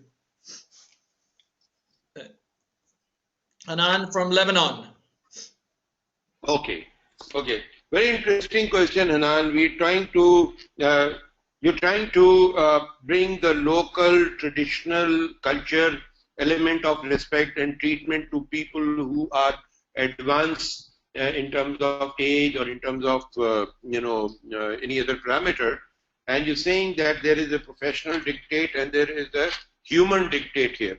So if I am, let's say, just to take your example a little further, so if I am a 30-year-old executive and I have a subordinate who is at the age of my father, let's say 50. So in my professional interaction with him, do I regard that age and do not sort of confront on the performance the way I should with the people of similar age? I'm not so sure if I understood your question, but if this is the thing, then let's understand one thing. First thing, we have to be respectable to everyone, irrespective of the age, irrespective of the level in the organization, and irrespective of any ethnic or religious belonging. So one is a consistent pattern of respect in the organization. Respect has to be anything that we do or act with people, we have to understand the elements of respect and self-esteem of every individual. Be that younger, even younger to you. If your senior is junior, respect element has to be the prime consideration. That's number one. Secondly, the most important thing is the job that we are doing. We are here, everybody's here to create a value to the organization, and the job delivers something. And we cannot compromise anybody's contribution because of the age or because of father's age or something. We have to be respectful, but we also have to expect the delivery of what the job demands, because otherwise we'll be unfair to the organization, because we're saying that, okay, you are being paid the salary of a manager, but because you are of my father's age, so if the expectation is 100%, I will settle for 70%, I will not tell you anything. Now that's a misconceived respect. We respect, we try and helpful, we try and find out the reasons, and if eventually we find that the person has got overcapacity loaded, then we look at the job differently. Or the person needs a realignment to take a lighter responsibility, then that's what you can do. But you cannot, the prime reason of our existence in the branches, in the countries, is HBL. And HBL has promised that it is going to contribute best to all the stakeholders, including our customers. So we're not going to compromise on customer service. We're not going to compromise on not ensuring to profitability or to quality of service or quality of expense management, and we are not going to compromise on people treating people not with respect or employees development and growth. So every job has associated all these elements, and we expect from a job, and we expect that to be delivered. And if there is a delivery gap, that has to be managed, but element of respect has to be maintained at all times. Well, thank you very much. So we don't have any more comments, sir, but there are hands which were raised earlier. I mean, how do you want to proceed, sir? Should we allow them to talk to you also? I can unmute them, or? Yeah, absolutely. So let's. Yeah, absolutely. Allow them. There were a couple of hands raised, but they have taken them off. But still, let me go. There's one from Mr. Muhammad Saiful Haq. Brother Muhammad Saiful Haq, if you can hear me, could you please introduce yourself and ask the question as your hand has been raised? Yes, sir. This is Muhammad Saiful Haq, Branch Manager, HBL, Motichil Branch, Dhaka, Bangladesh. My question already... How are you? Sir, I'm fine. How are you, sir? I'm fine. Thank you so much. Sir, I'm expressing my gratitude to HBL first to arrange this very demanding and timely pragmatic program. Basically, HBL is growing. That's why the challenges are coming, and most are based on the diversified culture.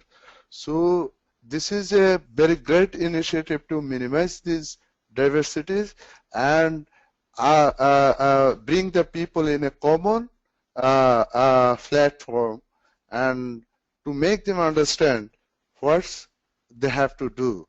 So this is, sir, can you hear me, sir? Hello? Hello? Hello?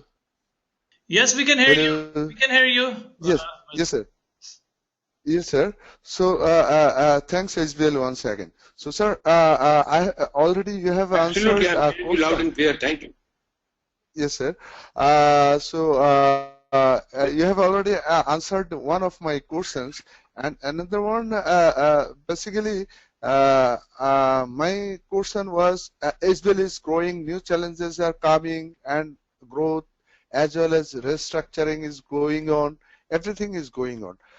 But maybe my observation, already you mentioned, is my perception maybe differ from yourself and who are observing. So, is there any chance, sir, it's a supplementary question of that newcomer and existing one, maybe loyal one. So it is commonly observed whether a restructuring is going on and new people are hiring.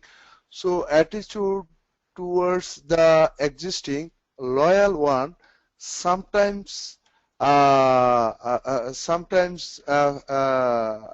frustrating. So is there any tools of HBL to minimize it in a common observation to check the things whether the existing people are capable, and also compare the performance of the new one? Is there any quick response from the management side? Is there any tools? Thank you so much. First of all, I really appreciate your question, and I want to thank you for taking this initiative in a very positive way. And you spoke very well. You've highlighted the issues. One has been answered, and the other is a very interesting question. And I think this brings in a slightly different perspective to the cultural sensitivity that we are talking about. And this has been a very interesting challenge for HBL. This is the managing of generations of employees. HBL, when it started its transformation process, first it was 1997. Thank you so much. First it was 1997, when the bank restructuring started, and then a lot of people came from foreign banks, and they came with their learning from the foreign bank, and they started doing things which were different. And at that point in time, we started feeling the frustration in old associated employees who have devoted their lives to the bank over so many years, and their expectations were that they will, over the period, be taking up leading bigger responsibilities. Unfortunately, they grew with the bank in a public sector environment, and they did not have the full awareness of the best market practices that have changed. So that had to happen. But that started from there, and going down, then we came to a point when we hired new management trainees with a different set of education and skills. We hired probationary officers, we hired cash officers, and all from a different kind of knowledge and skill set. So, in my age, what they used to teach me in my business management course and what the kids learn today are very different. So there is, and to survive, a bank has to have this continuous infusion of fresh blood. But they come with a lot of learning, new concept. But our gold asset is the people who have been with the bank for a longer period of time. They are totally familiar with the history of the bank. They are familiar with, they have the wisdom of understanding the customers. They have the wisdom of understanding the bank. And in many places, Mr. Saiful, you will see that customers are more comfortable with the people they have been dealing over a longer period of time. So this is a beautiful challenge for the bank, the management, and people like yourself. How do we blend and get the best out of both? We can't do it discarding one and complementing another. So we have to blend them together, and we have to make the best out of experience, wisdom, and relationship from the people who have been with the bank over a longer period, who have been very loyal to the bank. And we have to get the best from the new generation Habibians who can come and who can tell us a new way of doing things. Every one of us keep learning from the newly highly tech youngsters who come and who suggest something, and it improves the processes, it improves the processing time, and it improves the interaction with customers. They should solve customer problem through technology. So it's a challenge of a new kind of dimension. Thank you for bringing a new dimension to cultural sensitivity. We have just been focusing on the religious, ethnic, country and all, but this is another dimension of sensitivity where people who have been with the bank, I will say, I don't want to use the word, it's very hard, generation gap, but people of different generations in the bank. Yes. Have I explained you, sir? Yes, sir. Thank you, sir. Thank you so much for your patience, sir. My pleasure. It's my pleasure. Thank you so much for asking the question. Thank you. Thank you very much, Mr. Muhammad Saiful Haq, for your question. And folks, anybody else has any comments, questions, please do raise your hand. As you know, we can have a more interactive session by engaging you guys through an audio conversation. Let me go. We have another one, but apparently Mr. Sheikh Fariduddin, he has raised his hand, but his status being displayed as idle. But let me try to see. Mr. Sheikh Farid, can you hear us? Sir, could you introduce yourself and ask a question as you have raised a hand? Mr. Sheikh Fariduddin apparently is in idle mode at the moment, so let me see if there are any other questions. Yeah. All right, sir. I mean, there are no more comments, questions, no more hands raised, so you can proceed, sir, with your late part of the presentation. Okay. Thank you so much, everybody who participated in the discussion, who raised the real-life challenges observed at HBL Global. I think it has been a very valuable interaction, a great learning experience for all the participants, and on top of it, a great learning experience for me also. And that just proves me one thing, that every day in life will bring some new knowledge and new learning. Thank you, everybody from all over the countries. You've been adding value, and I must assure you that this discussion has enriched our thought process. I now move on to the second segment of our discussion, which is basically cross-cultural adaptation and inclusion. And we're talking here about what is cultural values and attitude. What is culture basically? We talked about it, it's a combination of beliefs, customs, and norms. So in a particular country, if there is a norm, and we talked about, the great example of Bahrain, there was a norm of, a family time during lunch versus non-Bahrainis who would rather interact with the family in the afternoon. We have to recognize these are the cultural variations, and how do we blend them and make the best out of it. The key lesson here is that we have to understand the cultural differences, but we have to use this knowledge of diversity of cultural existence to find creative solutions to move forward. And I gave you one example of what we did in terms of office timings in Bahrain. We go to the values and you look at it, values are basically, they have to be shared. So we have shared the HBL values, and as I was saying, you will get a copy of this presentation if you desire, and then you can run it with your people and ask them, make it more interactive. I only wish, and I'm really missing doing it live with all of you in one room, and we could have generated, but it is practically not possible. So I think this is the next best alternative. I'm still benefiting from your input and guidance here. So values you have to run through the slides and ask them what do they understand by each of those values, and then share your thought. Basically, these are the core of doing things. These are the principles. These are the acceptable behavior. Basically, we are saying that we will not achieve any advantage, visible advantage, by compromising on any of the values. And at that point in time, I just told you that the value of, for instance, integrity, or what was that? Value of excellence is to keep on improving on what we do today. And if there is a proposition which suggests that we keep doing the thing the same way, despite technological advantage being available, then if we agree to not benefit from the new technology, we are actually in contrast with the value. We are not adhering to the value. We have to be progressive. So progressive means moving forward, moving ahead. And these are very important elements. And then lastly, the attitude. Again, a very interesting thing. I don't want to, go through the discussion. What is attitude? If you ask people, what do they mean by attitude? You'll be surprised how many people will be able to answer you straight away. So just think about it. I'm not asking for a response, by the way, but I just give you 30 seconds to write down on the sheet of paper in front of you, what is an attitude?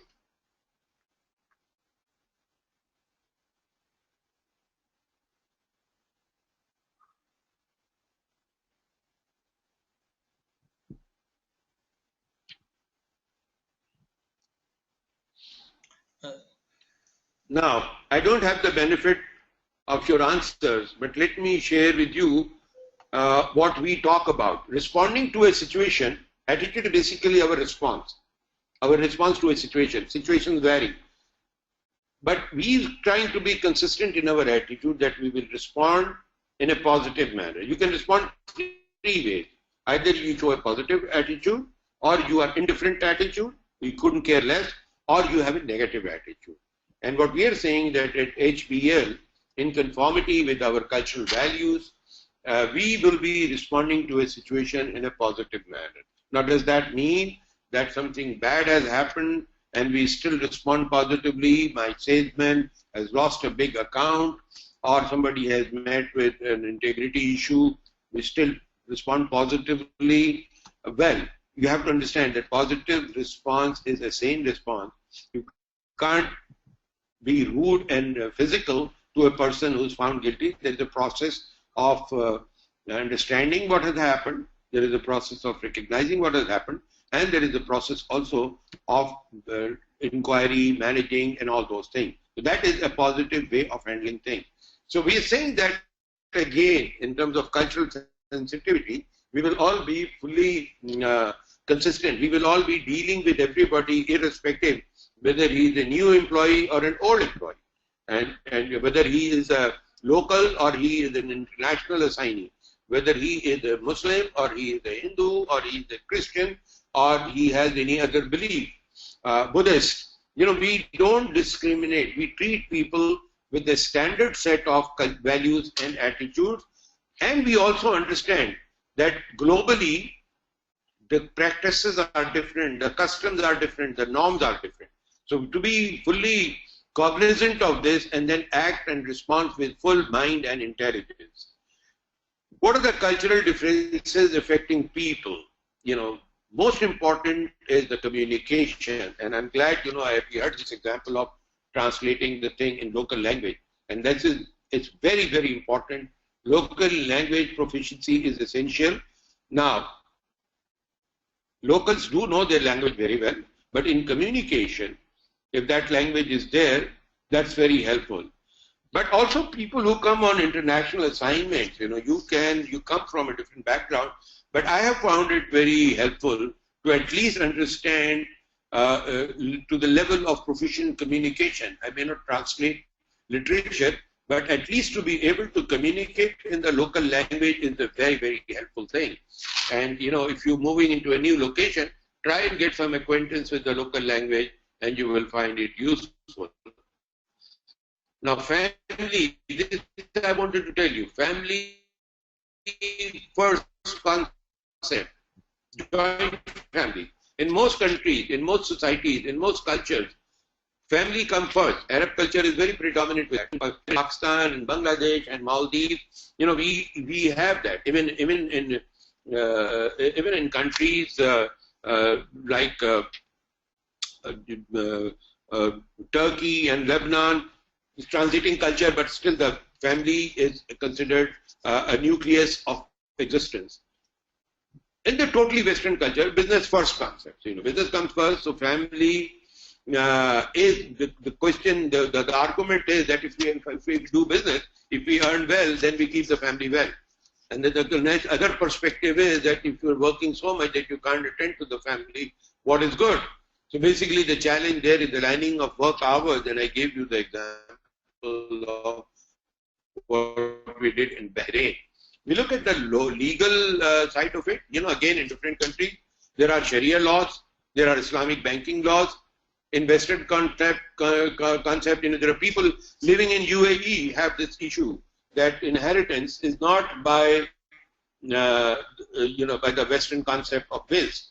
So basically, it is the Sharia law. If a Muslim leaves, the bank has to treat them in accordance with the local law. So these are the cultural differences and they affect people. And now HBL, having been a global bank for a very long time and operating in a global environment now with so many countries and so many international colleagues, international team members of HBL, it's very, very important that we do take notice of these things. These are the things that I'm mentioning to you is for you to understand and recognize and note and be conscious of. So you're not going to offer a solution here, but we are saying that this should raise a red flag in our mind when we are dealing with cultural diversity. So cultural shock, I gave you an example of cultural shock basically. We have our own personal and family experiences. So we come back from one culture and go to another country. If you are relocating, you move from one culture to another country and it's a different culture. Now the thing is that moving to a different culture and environment basically causes a disorientation. And certain countries, the family has certain practices and norms. And I give you an example again. I think it's right to say that in Muslim countries normally you don't believe in family ladies singing and dancing in front of men. But in many countries, in the Far East countries, even including Bangladesh, this is a part of the tradition. The singing and dancing is part of the culture. And it is very well accepted, it's very well appreciated. There's nothing wrong about it. So when we move from one country to another and we see things which are not consistent with our own personal and family experiences, there is a disorientation, there is a shock. And this happens mostly in relocation. When you move from one country to another country, you have to understand, you have to absorb and then you gradually accept it. So we move on. So basically, what is the adaptation of cultural shock? It's a process that individual has to go through to work comfortably in a new organizational culture, in a new environment. So basically, individual has to go through a transformation, adjusting the local home culture, home comfort, home traditions into absorbing into the new culture, new organization, and a new country. The adjustment has to be a new environment going through different stages and cycle. And I can say, this is a cycle. This is the whole cycle that takes place. What happens is in the culture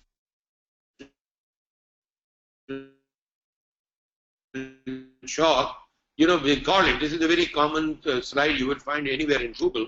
Basically, you have the initial period, when you go, you feel very happy in the new location. All the good things, they come and dawn upon you. When you go to the organization and you find that the mode of communication, interaction, etc., expectation from you in whatever positions you have gone, and expectation of the staff from you is different, expectation of bosses is different, and because they're all dominated by the local culture, then there is a decline in your thought process, and you become a little bit of cultural shock that we talk about. But over the period, you start absorbing it, you adjust it, and then over a period, you become master and you're very, very comfortable. I'll give you an example. Many people I have seen who go from Pakistan to the Middle East, or who come from Bangladesh or Sri Lanka to work in the Middle East, from Philippines to the Middle East. I'm talking more of the workers. They do go through this massive shock because their expectations of life is different going to these glamorous world. People who go to the Western world for migration and all, their initial shock is there because they go with the expectation that everything is honky-dory there. But when you go there, you realize that you have to live with 4 other people in a camp, in a room. The shock comes in. You have not lived like that before. 4 different strangers or 6 different strangers in one room. Gradually, slowly, so you go into shock. And a number of them, in the first few months, and this is 3 to 4 months, are fully reconciled to come back. The homesickness takes over, they want to come back, they don't like the place, they don't like the culture, they don't like the way it's happening.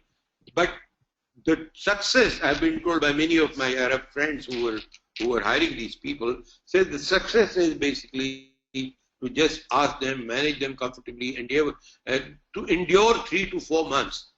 If they can pass that, then they get into an adjustment and adaptation to a level when they don't want to come back actually. So this is a very normal cycle of managing and going through a cultural shock. Now, what actually is important in cultural inclusion and mixing with locals? One is promoting first stage is cultural participation, access, right to express with problem solving, creative and innovative practices. So you promote cultural participation. So you start mixing up with people in the office, and in certain countries it's very customary to meet your colleagues, local colleagues, even outside the office hours. In certain countries, you invite them for dinner to your places. In certain countries, they invite you for dinner. Not so much in the West. I mean, inviting somebody home for dinner is a very, very big thing in America and in Europe. But in Pakistan and Bangladesh and these places, when we get a visitor from outside, we really look forward to invite them and offer home hospitality for food. We love to invite them. So this is a thing that allows us to bridge certain communication gap. We get to meet with people. We get to understand people outside the office. The real person, human existence in office is very objective, is very work related. It's when you meet them outside and talk to them and talk about life and talk about children and talk about the challenges of life, you find a lot of synonymity irrespective of the difference in culture, irrespective of difference in religion, irrespective of difference in language. When you interact with them, you will see that human being is a human being. Human being issues are always human issues. We all expect to be treated respectfully. We all expect to be recognized and rewarded when we do something good. We all expect to be motivated. We all expect to be empowered when we have done something good. And irrespective of which country we come from, appreciation is always, it does wonders. So if somebody has done a good work and you appreciate, it makes a lot of things. And then we talking and interacting, we understand others' problems on, and we offer some solutions from our own learning in life. We come up with what we did as an innovative thing in a situation which helped. So if a child is not, really into studies, how did I manage my child in that state? And these are universal things. You have to understand there are certain things which are very cultural or local specific, and there are certain things which are universal. So bringing up a child to the best is a universal thing. Everybody wants to. Taking care of the health of your family is a universal thing with a varying degree. So this is something where we start with cultural inclusion and mixing with local,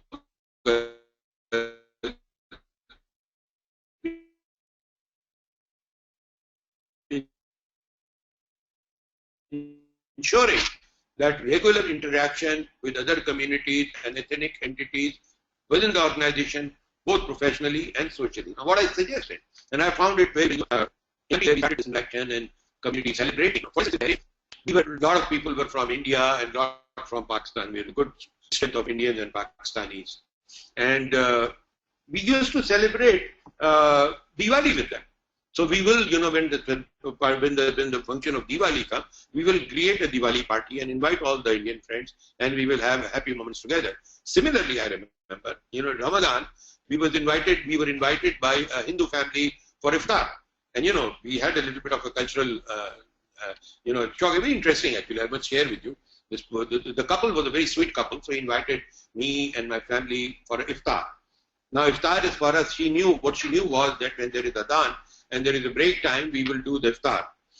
And poor lady, she had prepared a place for us to pray for my Maghrib namaz, and she had put a rug in a direction which was not aligned to Kaaba, which is one thing. And then another interesting thing, she brought a murti, one of the idols, and put it in front of the rug so that I can pray. And I had to do some adjustments to tell her that, look, this is not it.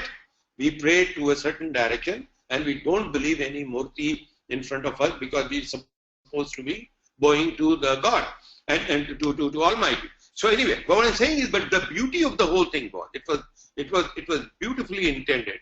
There was diversity, there was difference here, but it all was managed beautifully because of the sincerity of the thought of including and mixing with the cross-cultural community.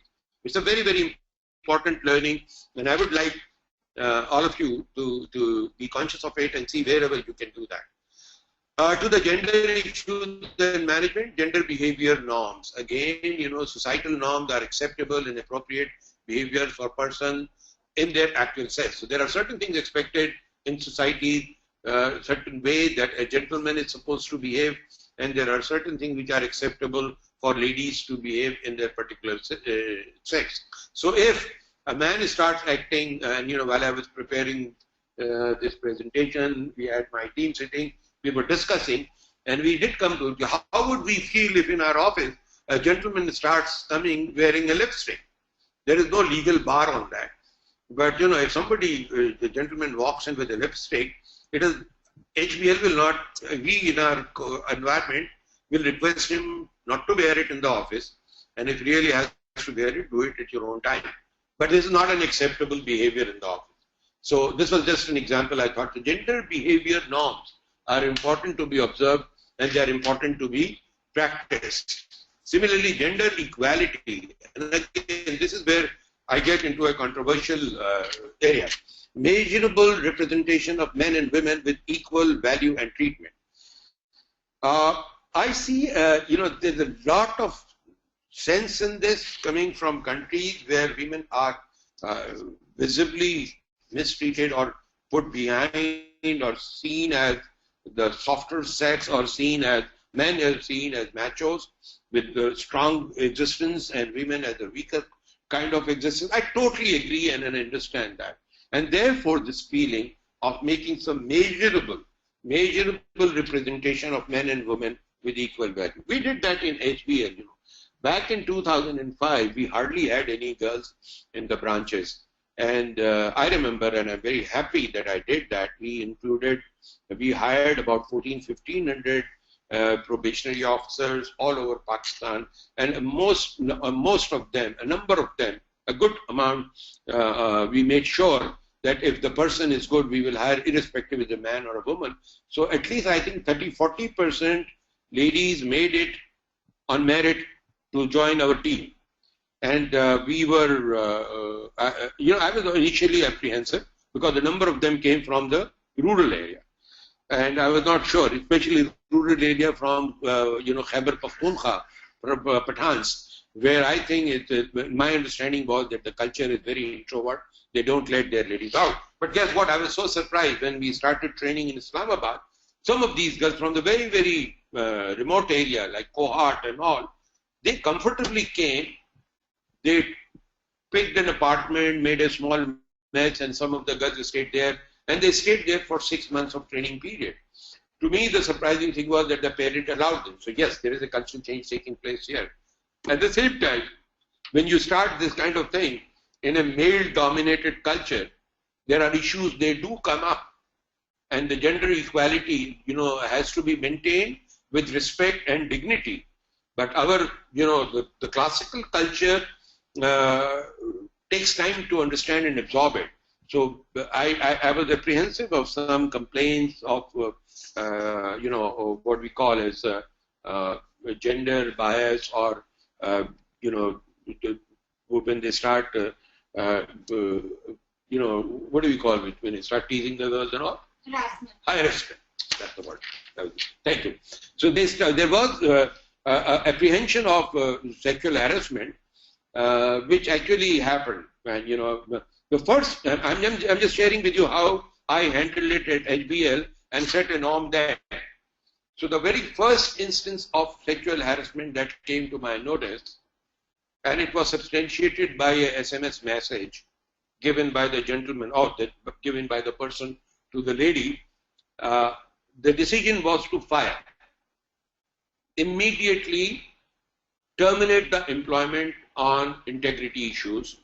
I was approached by many regional managers and supporters to consider this man has a family, this man has children, and he has to do, so let's give him a warning. And I took a decision at that time. I don't know how right or wrong I was. You will tell me whether it was right or wrong. I took a decision that let's not create an example that we tolerated. Because if we tolerate it, the message to entire 15,000 employees will be that you do it, if you're caught, you will be reprimanded and you will live another life in the employment. So I then took a stand and I said, no, we will not tolerate it. And I know it's unfortunate, but this person should have thought, because we had made it very clear, we will not tolerate any sexual harassment. So it happened and the person was terminated. Now, Ali, do we have a show of hand thing here?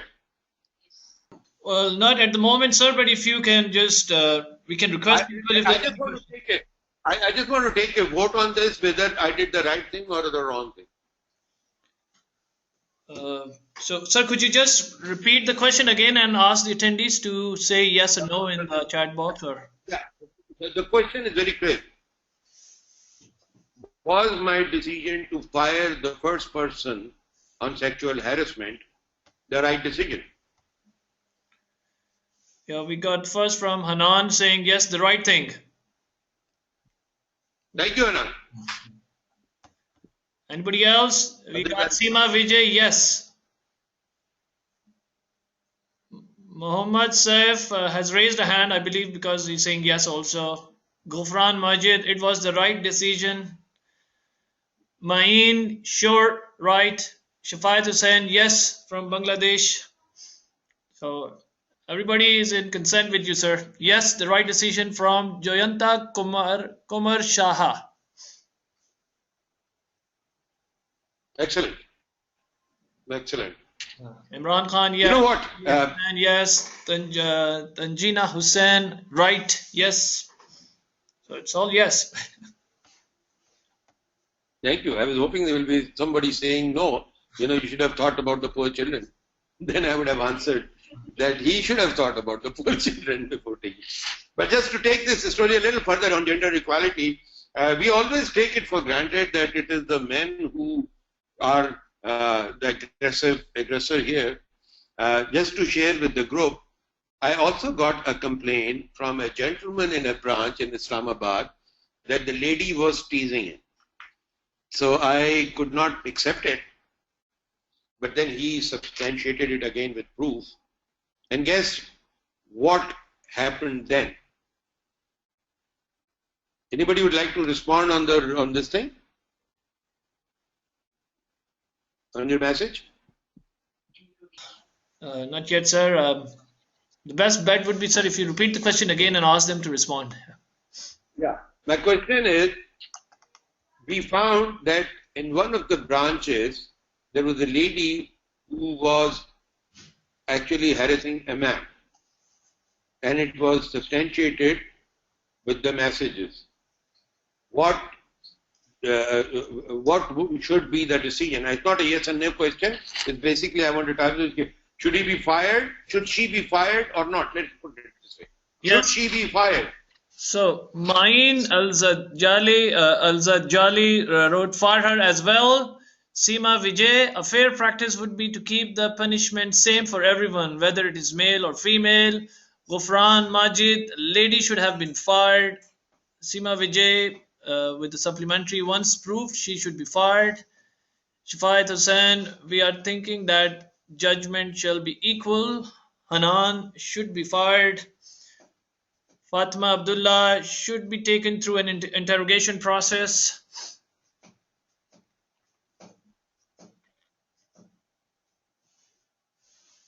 Yeah. So okay. Yeah. So let's pause here.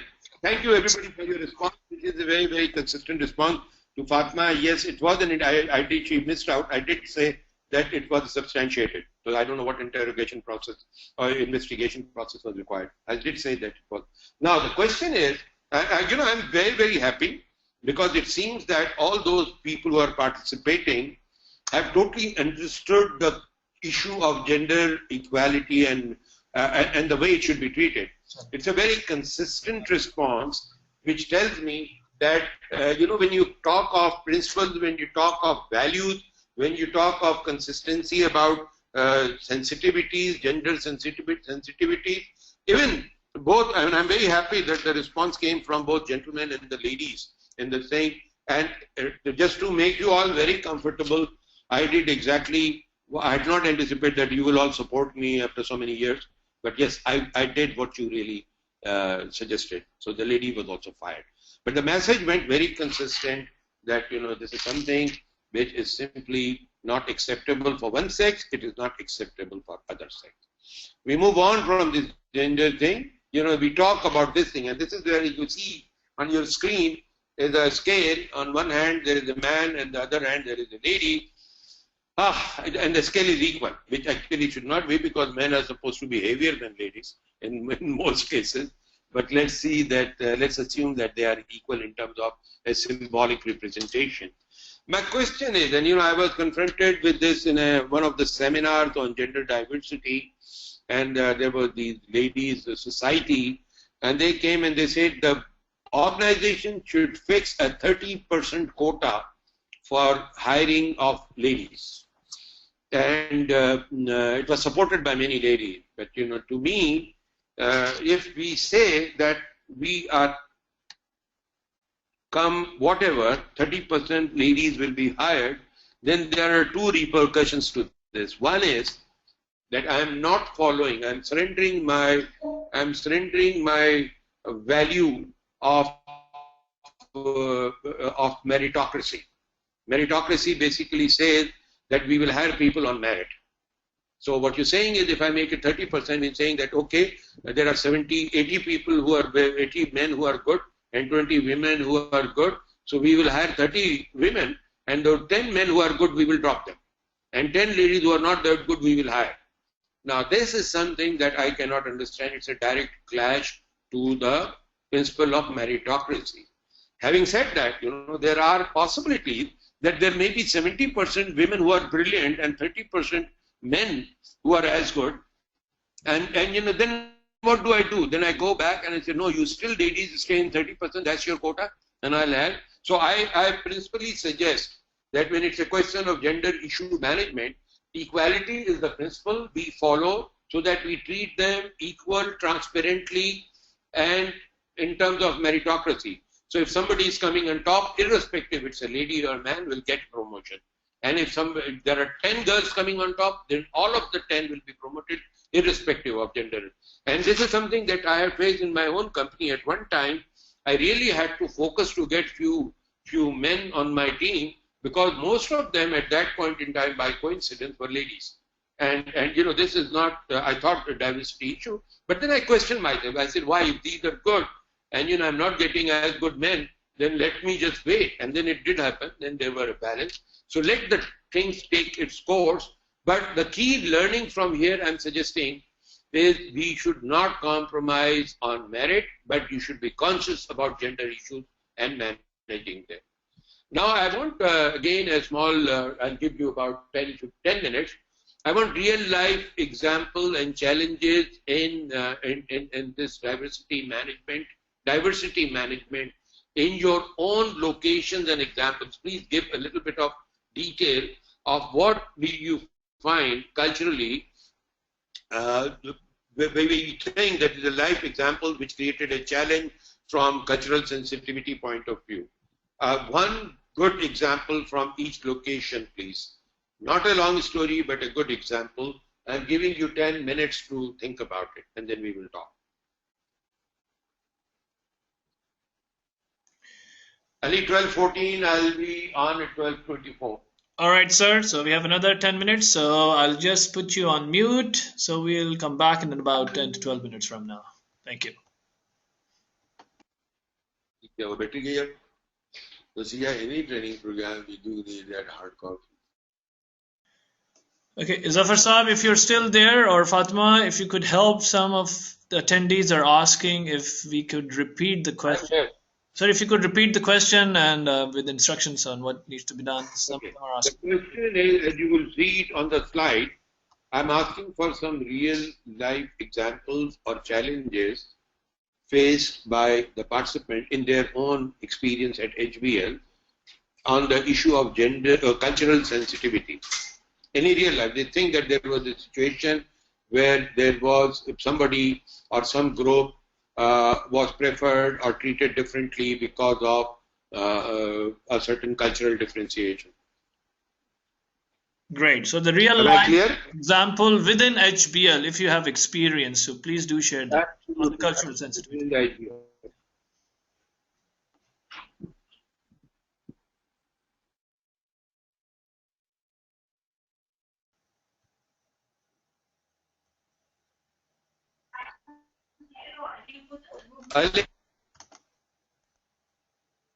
Ali, Assalamu alaikum. We can move on. Walaikum assalam, sir. Apparently, okay. People can we move on? Yes, sir, we can move on, but apparently we have not received surprisingly, any comments so far. So, folks, let me see. We have, okay, we have the first one from Seema Vijay. Should I start reading that one, sir? Yes, please. Okay, Seema has posted, Bahrain law permits 60 days leave to women employees after childbirth, as well as concession in working hours for nursing for 1 year or so. However, this provision is not seen on compassionate grounds by some bosses and is often seen as unnecessarily avoidance from work. Having said that, we have not had any example of not following the laws. Great, thank you, Seema. Very good question. Basically, what you're saying is that there is a legal provision which is being adopted by the bank, which is according to the local Bahraini laws, which has been adopted and which has been actually implemented also. What you're talking about is some people thinking that because of this law, which in their view is a lenient law, people are using it as a pretext of not working or not meeting the requirement, which in their opinion they could have done. And this is common. People do have different views on 60 days maternity leave. I've heard people now saying that it should be reduced to actually 15 days, and then you can work from home. Because most of the time we work, we electronically communicate and all. But that's a different thing. Here, my advice to the local management and all of you in different countries, they're a very simple thing. There is a local law which has to be respected and adopted.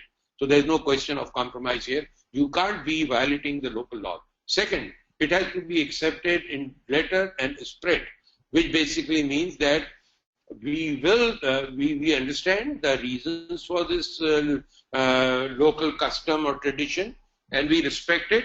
So any behavior or indication or body language that shows a disapproval of implementation of law, be that by words or by gestures, has to be avoided.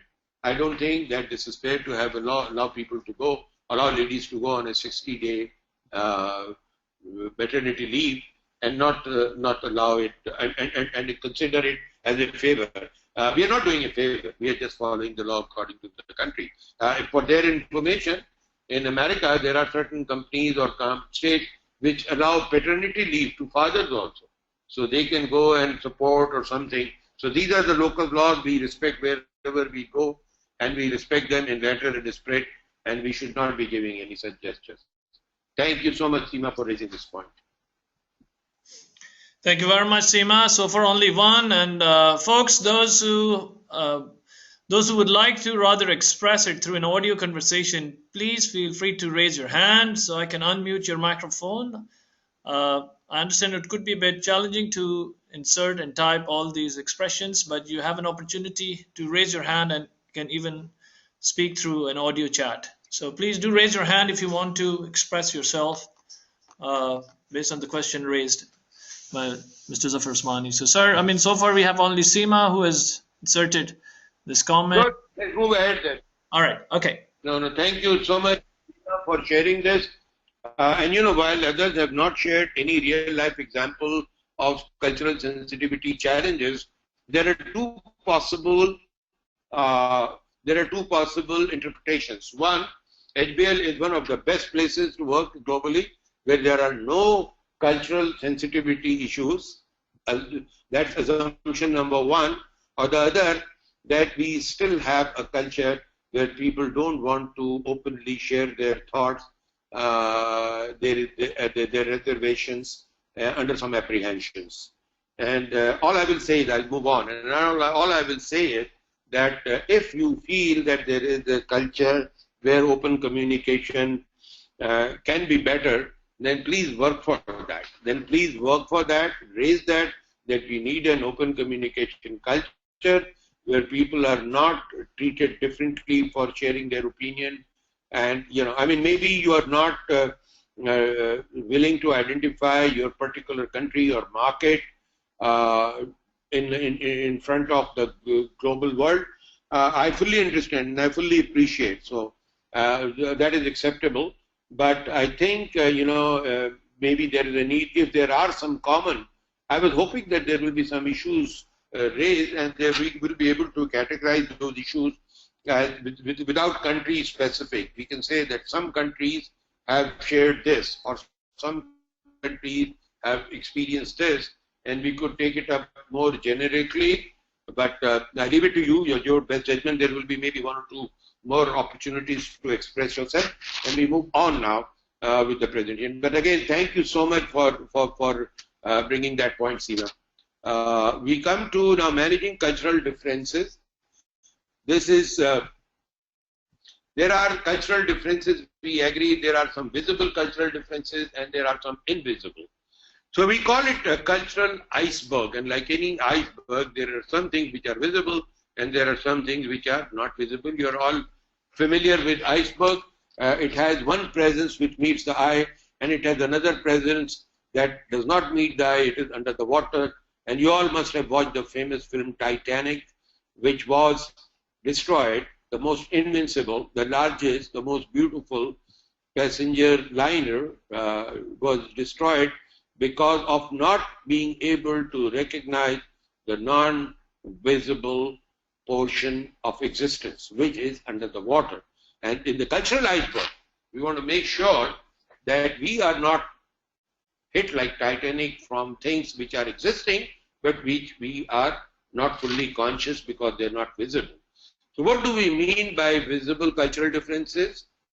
Basically attributes that are observable, such as customs we talked about, the lunch breaks we talked about, the dress, the mannerism. These are all the things which we can look and observe, and we can decide on our own what is the intelligent interpretation of that.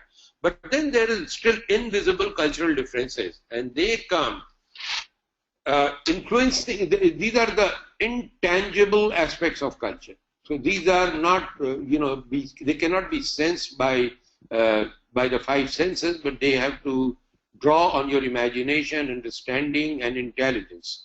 So influencing behavior based on the values and the beliefs and the assumptions. And these are varying. The beliefs and assumptions are not necessarily documented. In religious form they are, but there are personal beliefs, there are corporate culture assumptions, there are assumptions where some organizations believe in open culture and some do not believe in open communication. In some organizations, an open communication is appreciated. In some organizations, it is used as a vendetta. And I'll tell you, HBL itself is a very good example. In fact, let me give you two examples. One was when I used to work in Exxon and American Express, actually. We used to encourage opinion. And there was a culture of total comfort when anybody, any employee, even the cashier will stand in the town hall meeting in front of the country manager or the head and raise an issue which he's not happy with, and with full comfort that no harm will come to him. And then there were cultures, even in our HBL in the early days, I'm talking 2000, 2001, when I started this practice of town hall meetings. And the town hall meetings, as you know, are a forum for open communication. So, this is a huge bank in Pakistan. So we used to go to places like Hyderabad, like Multan, and get about 300, 200 branch managers from the region. And we get them into a seminar hall or something. And then I will present the HR team sitting there. What are we doing? And we'll listen to their concerns. And in the first two meetings, I realized that people are not speaking a lot because the regional chief was sitting next to me. So I could observe that before asking a question, they would look at the regional chief, and if regional chief will give a nod, then they will ask. So I realized that there is a culture of fear, right or wrong, but people are apprehensive. They are scared that if they say something, it will be held against them.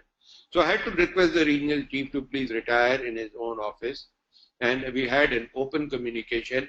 And trust me, people then started coming with very, very open communication, highlighting some of the things that we will discuss now, highlighting the bias, highlighting the fraternity, in a rural area. So if there is one family, there are a lot of members of the same family or same tribe or same clan. So those kind of things that take place. But it came out transparent in an open communication. So invisible cultural differences we're talking about, they're not visible. You cannot find them. Whether in one particular region, a person has entire family working in the bank, and this is true, this has happened. Anybody you talk to in that bank, any position from cashier, was related to one particular family in a way. And nothing false, it's a cultural thing. So people, it is expected that when you are in power, you will provide employment to people close to you. And the first thing is charity begins at home. So they started hiring their own people. But this was something past. It does not happen now. I'm assuming it does not happen now. But what I'm saying is that it is very important to recognize, because if you don't recognize this cultural challenge, then you can come up with best policies, best global practices, most transparent performance management system, most transparent compensation system, most transparent career development system, but it will all be hit by the perception of others that this is one family. So anything happening here is for the welfare of the family. And this is a major roadblock. It destroys the cultural initiative. It actually dismantles, disintegrates the belief in the transparency, the belief in the corporate philosophy. So invisible cultural differences are very important for you to recognize. Now this is only a 3-hour webinar and we are left with half an hour, so I cannot dilate a lot on it. I leave it to your own intelligent assessment in your own workplaces. Try and make on a paper, make a glacier. Look at what are visible cultural signs, and then write. If you were together somewhere, I would have asked you to do that. I would have asked you to write what are the visible cultural differences and think about it, because it is not visible. It may not strike you immediately. So think about what could be, and then you will start thinking. When you start thinking, it starts coming on, like a brainstorming session, and you will find a lot of things that you can on cultural sensitivities, lot of opportunities, which if you identify now, you can create a world-class, well-integrated professional working environment, so far as cultural sensitivity is concerned. We move on. What is prejudice? Basically, it's a preconceived opinion which is not based on logical, professional reasons or actual experience. You know, if I was to ask you in the class, what is prejudice? You will all come, you will think, and then you will come with an opinion. Basically, prejudice is before we take a decision, before actually experience it. So this gentleman, for instance, is from that area, and therefore he has limited understanding. He comes from a rural area, so therefore his communication is bound to be poor. He comes from a local ethnic school, therefore his ability, intelligence to do analysis will be limited. So these are, or you know, this could be the urban and rural, or it could be within the thing, or you know, within that, okay, so this person comes from elite colleges, so they know better, and this person comes from the low-end government colleges, so they may not know better. And trust me, I have seen with my own experience, a good college, a good university does not guarantee a good employee.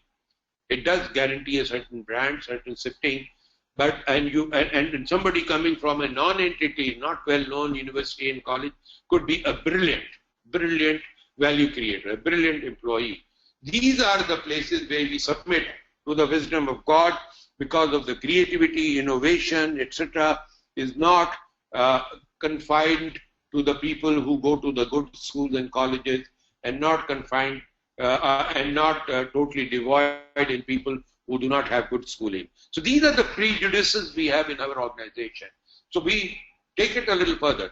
Is it that gender bias? So this is something, oh, she's a lady, so she can't do this. It's a very tough work. It requires late sitting. And you know, she's a lady. So these are preconceived notions. And who knows, and I have seen in my life, you have seen in your life, there are ladies who are very, very hard. In our HBL, you know, with beautiful branding campaigns, you would have seen the lady who conquered several mountains. And you know, we are now looking for those kind of examples. So preconceived notion has to be dispelled before actually testing it out. Then we go on how do we manage.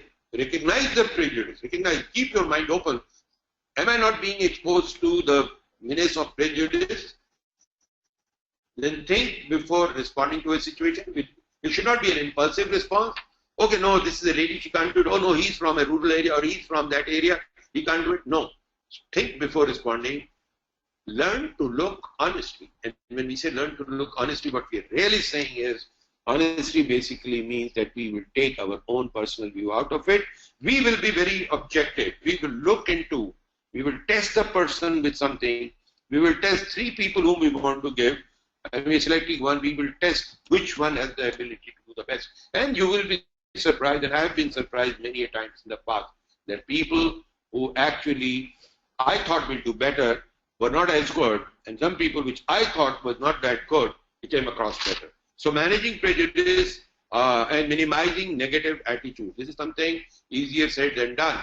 What is a negative attitude? What is attitude? We talked about, and how do we know whether we have a negative attitude? If our response, in attitude we talked about response. If our response does not take into account the whole picture, does not take into account of every picture has some positive things and some negative things. But our decision to define our response has to be based on considering both aspects of negativities and positivities, because our negative attitude emerges when we do not have, we have not given ourselves a chance to think also the other perspective, the other shoes. And that's very important. So managing prejudice, these are some tips to manage prejudice. Understanding bias, again, I'm not breaking the conversation for you to understand what is a bias, but basically a tendency to believe that some people are better and have better ideas than others. I think I talked about it in terms of when we were making comparison of schools, the good schools, good universities, or versus bad universities, the rural area universities. But this tendency that actually transforms into a bias. So we always, when we repeatedly start taking things for granted, it transforms into a bias. How to manage the bias? Basically, again, the most important thing is to keep our mind open. We focus on communication. Whether we communicate, we don't make decisions before communicating, and it's a two-way communication. We communicate our thought, and we also listen to others' thought. We encourage team accountability rather than individual. Some people we pick up, oh, you've done very well, and others who were part of the team we don't recognize.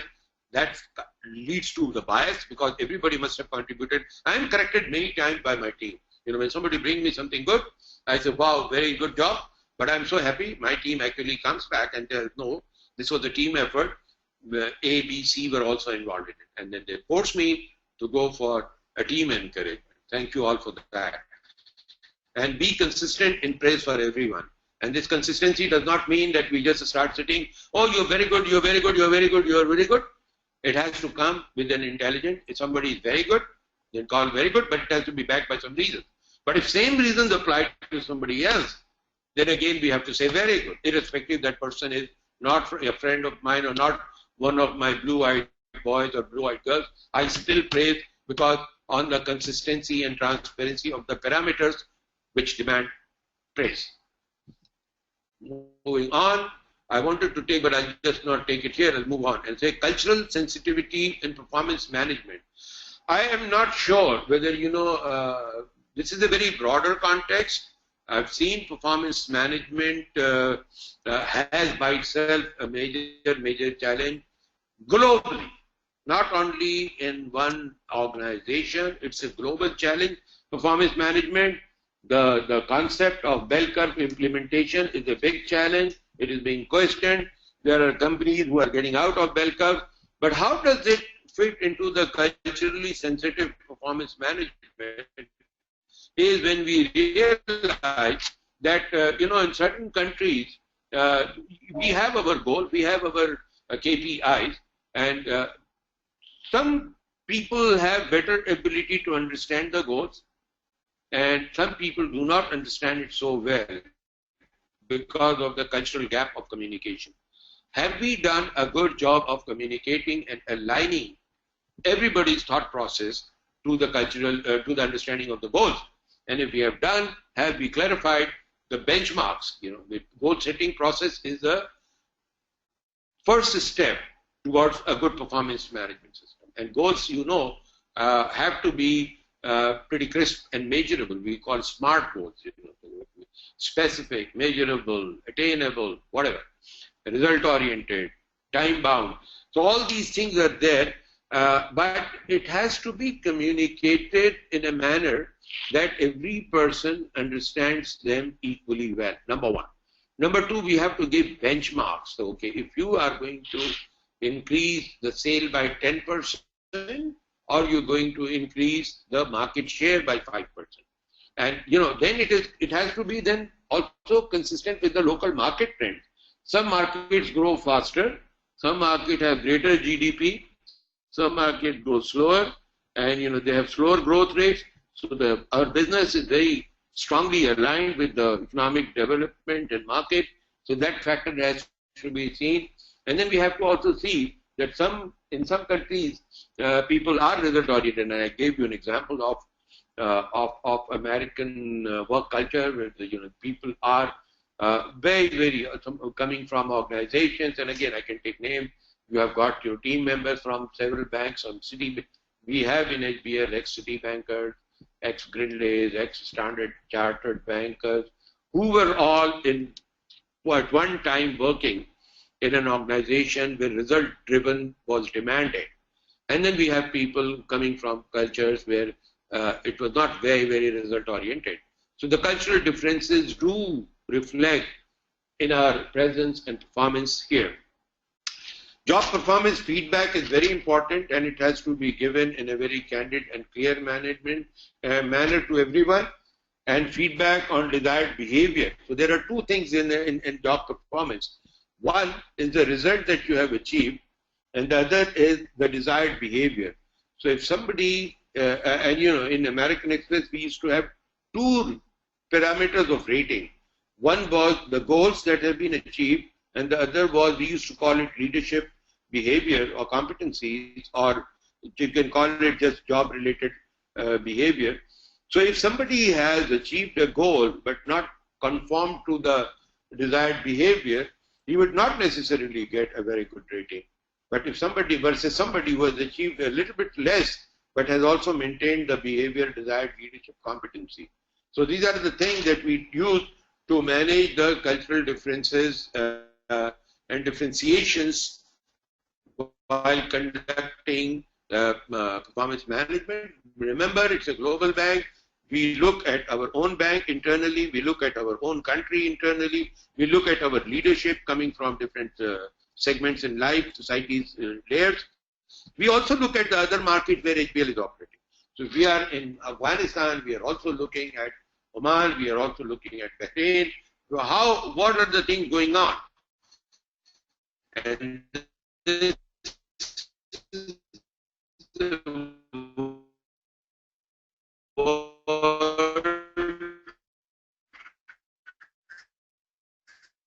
which is a very shrunk version. The whole world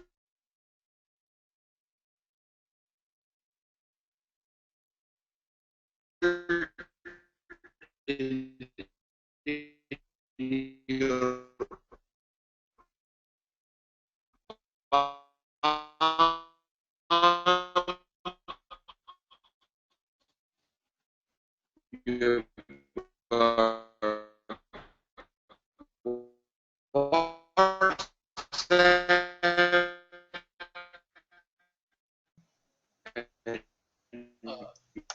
Zafar Saab, apparently we have an audio glitch from your end.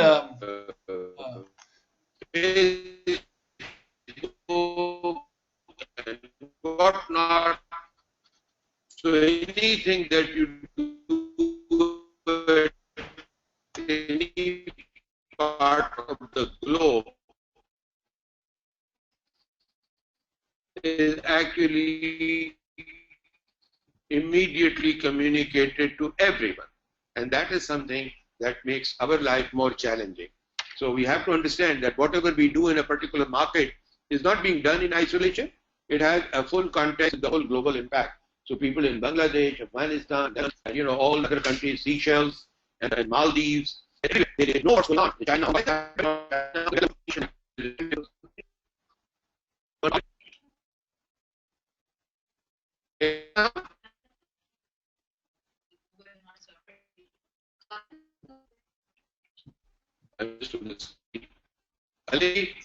Yes, Zafar, there's a slight technical glitch in terms of your audio reception, but could you give us an audio check once again? I think now it's better. Yeah. It's little yeah, it's little distorted, but it's getting better now. Hello, are you? Yes, I can hear you now. I can. Okay, so let's go. Okay. Okay, fine. So I was saying last thing was on cultural differences. I was saying that we need to understand and manage it in a consistent manner all across the market. I'm also saying that we haven't heard anything from China, Hong Kong, and Singapore, Seychelles, Maldives. Other countries have a little bit, contributed, but even UAE has not contributed. So I'm encouraging participants from these countries to please do come forward with your observation or any question that you have. I move to the next slide now. I wanted to again check with real life example, but we want to very quickly go through this. How do we go about reducing cross-cultural misunderstanding? Basically, the starting point is conducting a culture audit.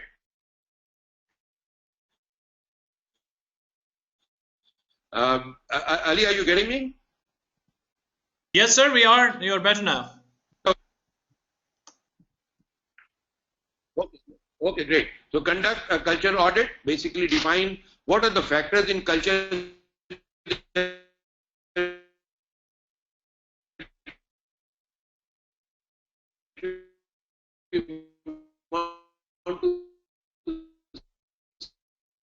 which is the cultural benchmark, and we take anonymous or input so that people can freely express themselves.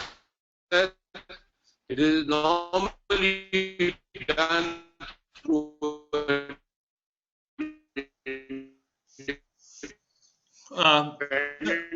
organization. Zafar Sahab, I think the audio streaming is... analyze the result. Zafar Sahab, if I may and where we identify the gaps. What are the current, cultural issues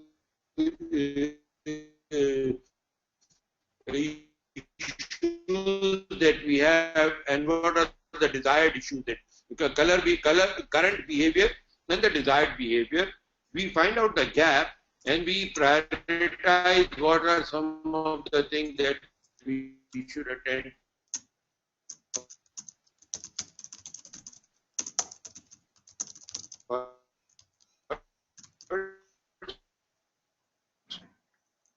Zafar Sahab, you there? If I may interrupt, sir. And we identify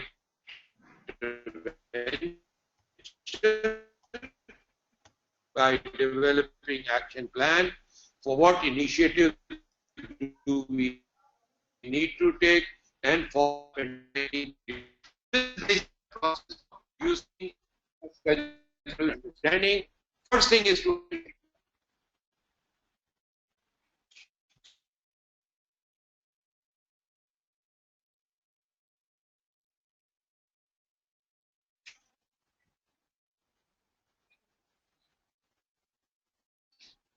yeah. So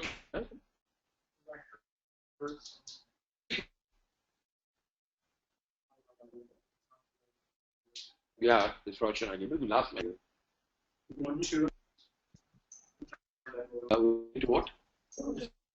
Yeah, I'm here interrupting. Ali,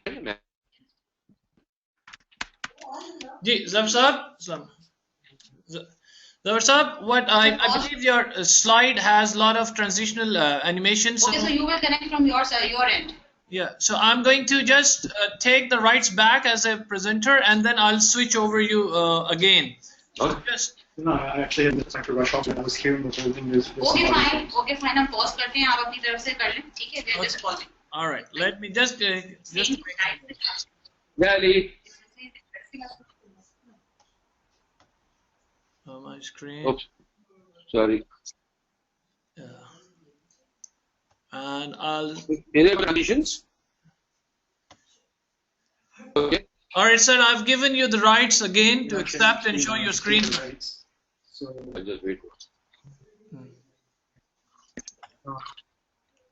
Yeah. Okay. Right, So there were these 4 steps I suggested for reducing cross-cultural misunderstanding. One was to conduct a culture audit. This is basically taking a snapshot of the way things are today in terms of our cultural benchmark by taking anonymous internal input from people identifying gaps, the areas where we think we can do better, opportunities, and then what we need to do will be identifying interventions and then follow up and tracking.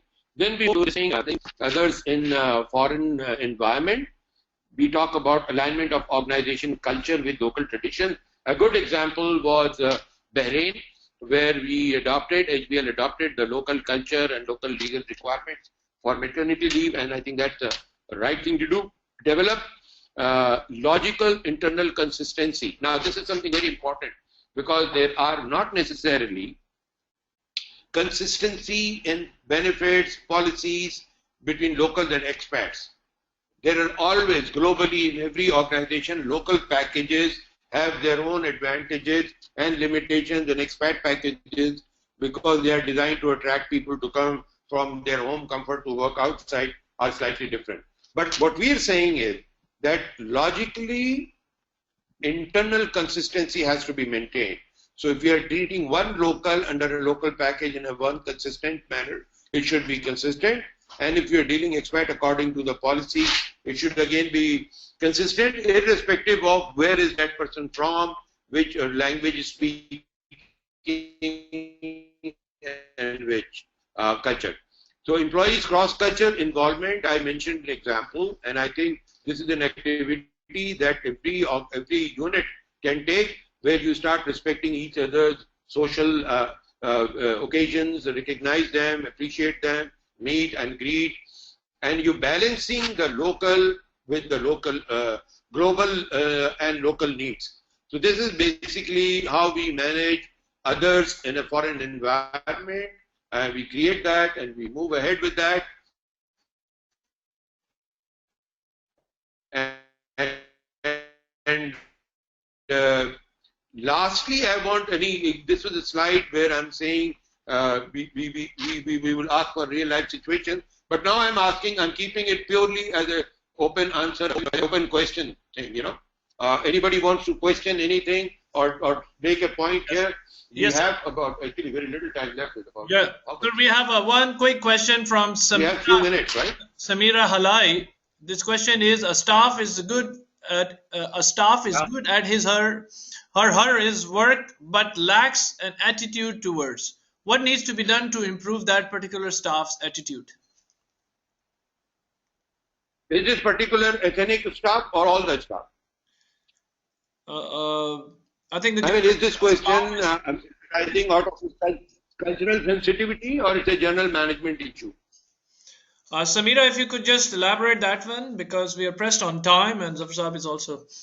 No, I'm fine, but I think we have the limitation of the internet. Yeah.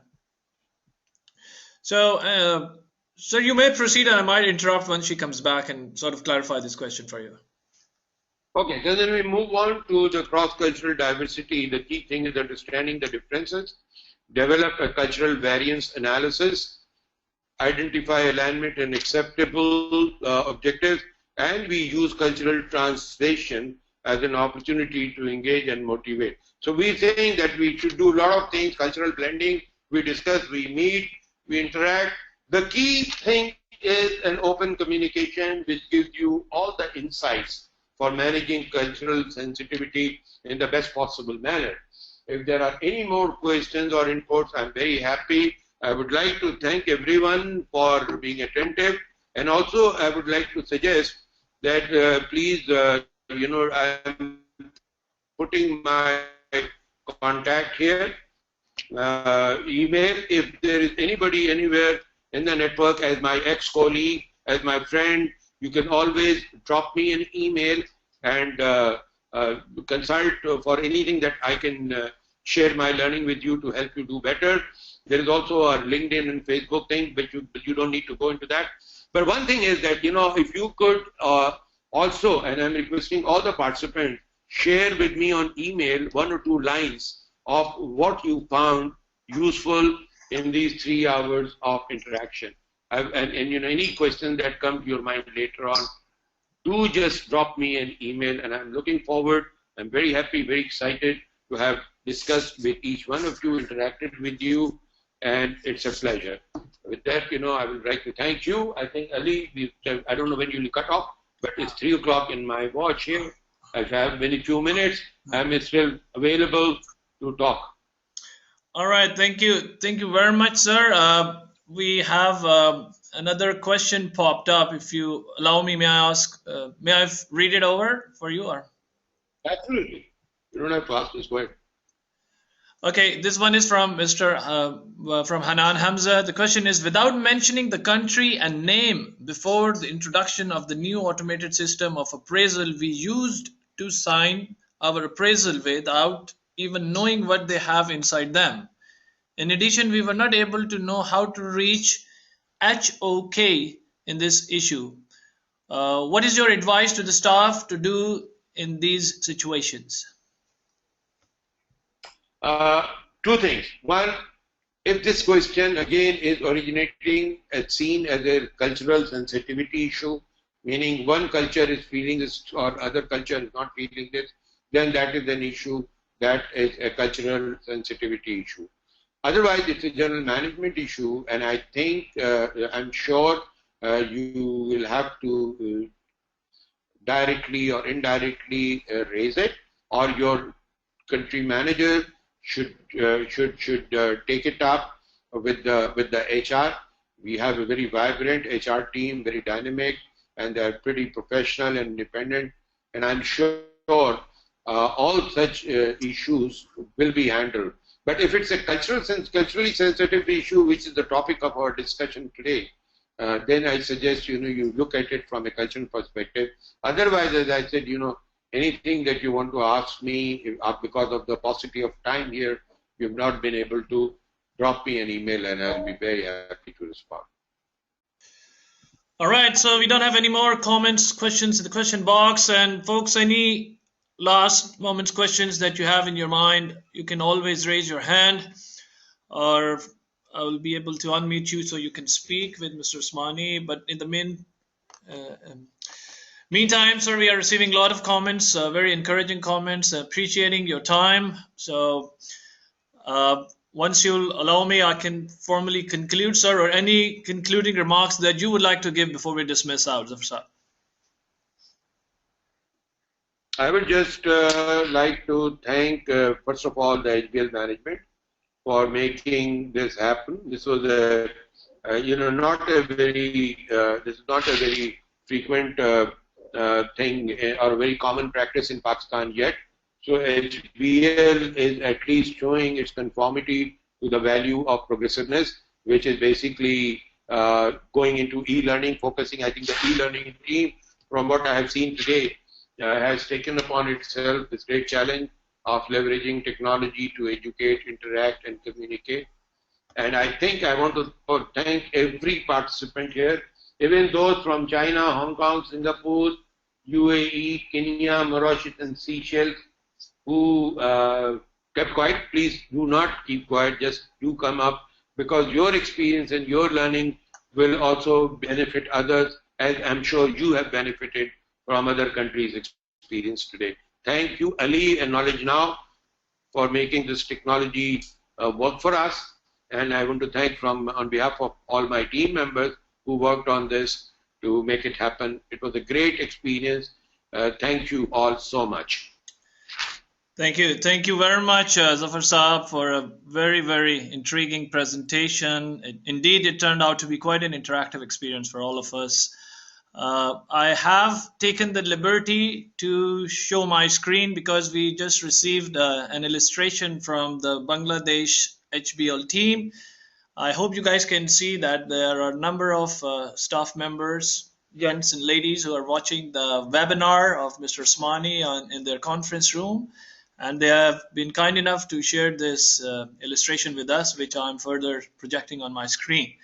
So, folks, it has been a wonderful experience, quite an interactive one once again, and I really want to thank Mr. Zafar Usmani for taking the time to deliver this live webinar, and thank you, HBL, for also taking this initiative, and we really hope that we will be able to sustain and come up with more frequent such webinars to engage the global audience of and staff members of HBL through such vibrant platforms, virtual platforms. And with that note, I would like to end and conclude. So you all have a good day, good afternoon, good evening, wherever you're calling from. Assalamu alaikum wa rahmatullahi wa barakatuh. Thank you very much.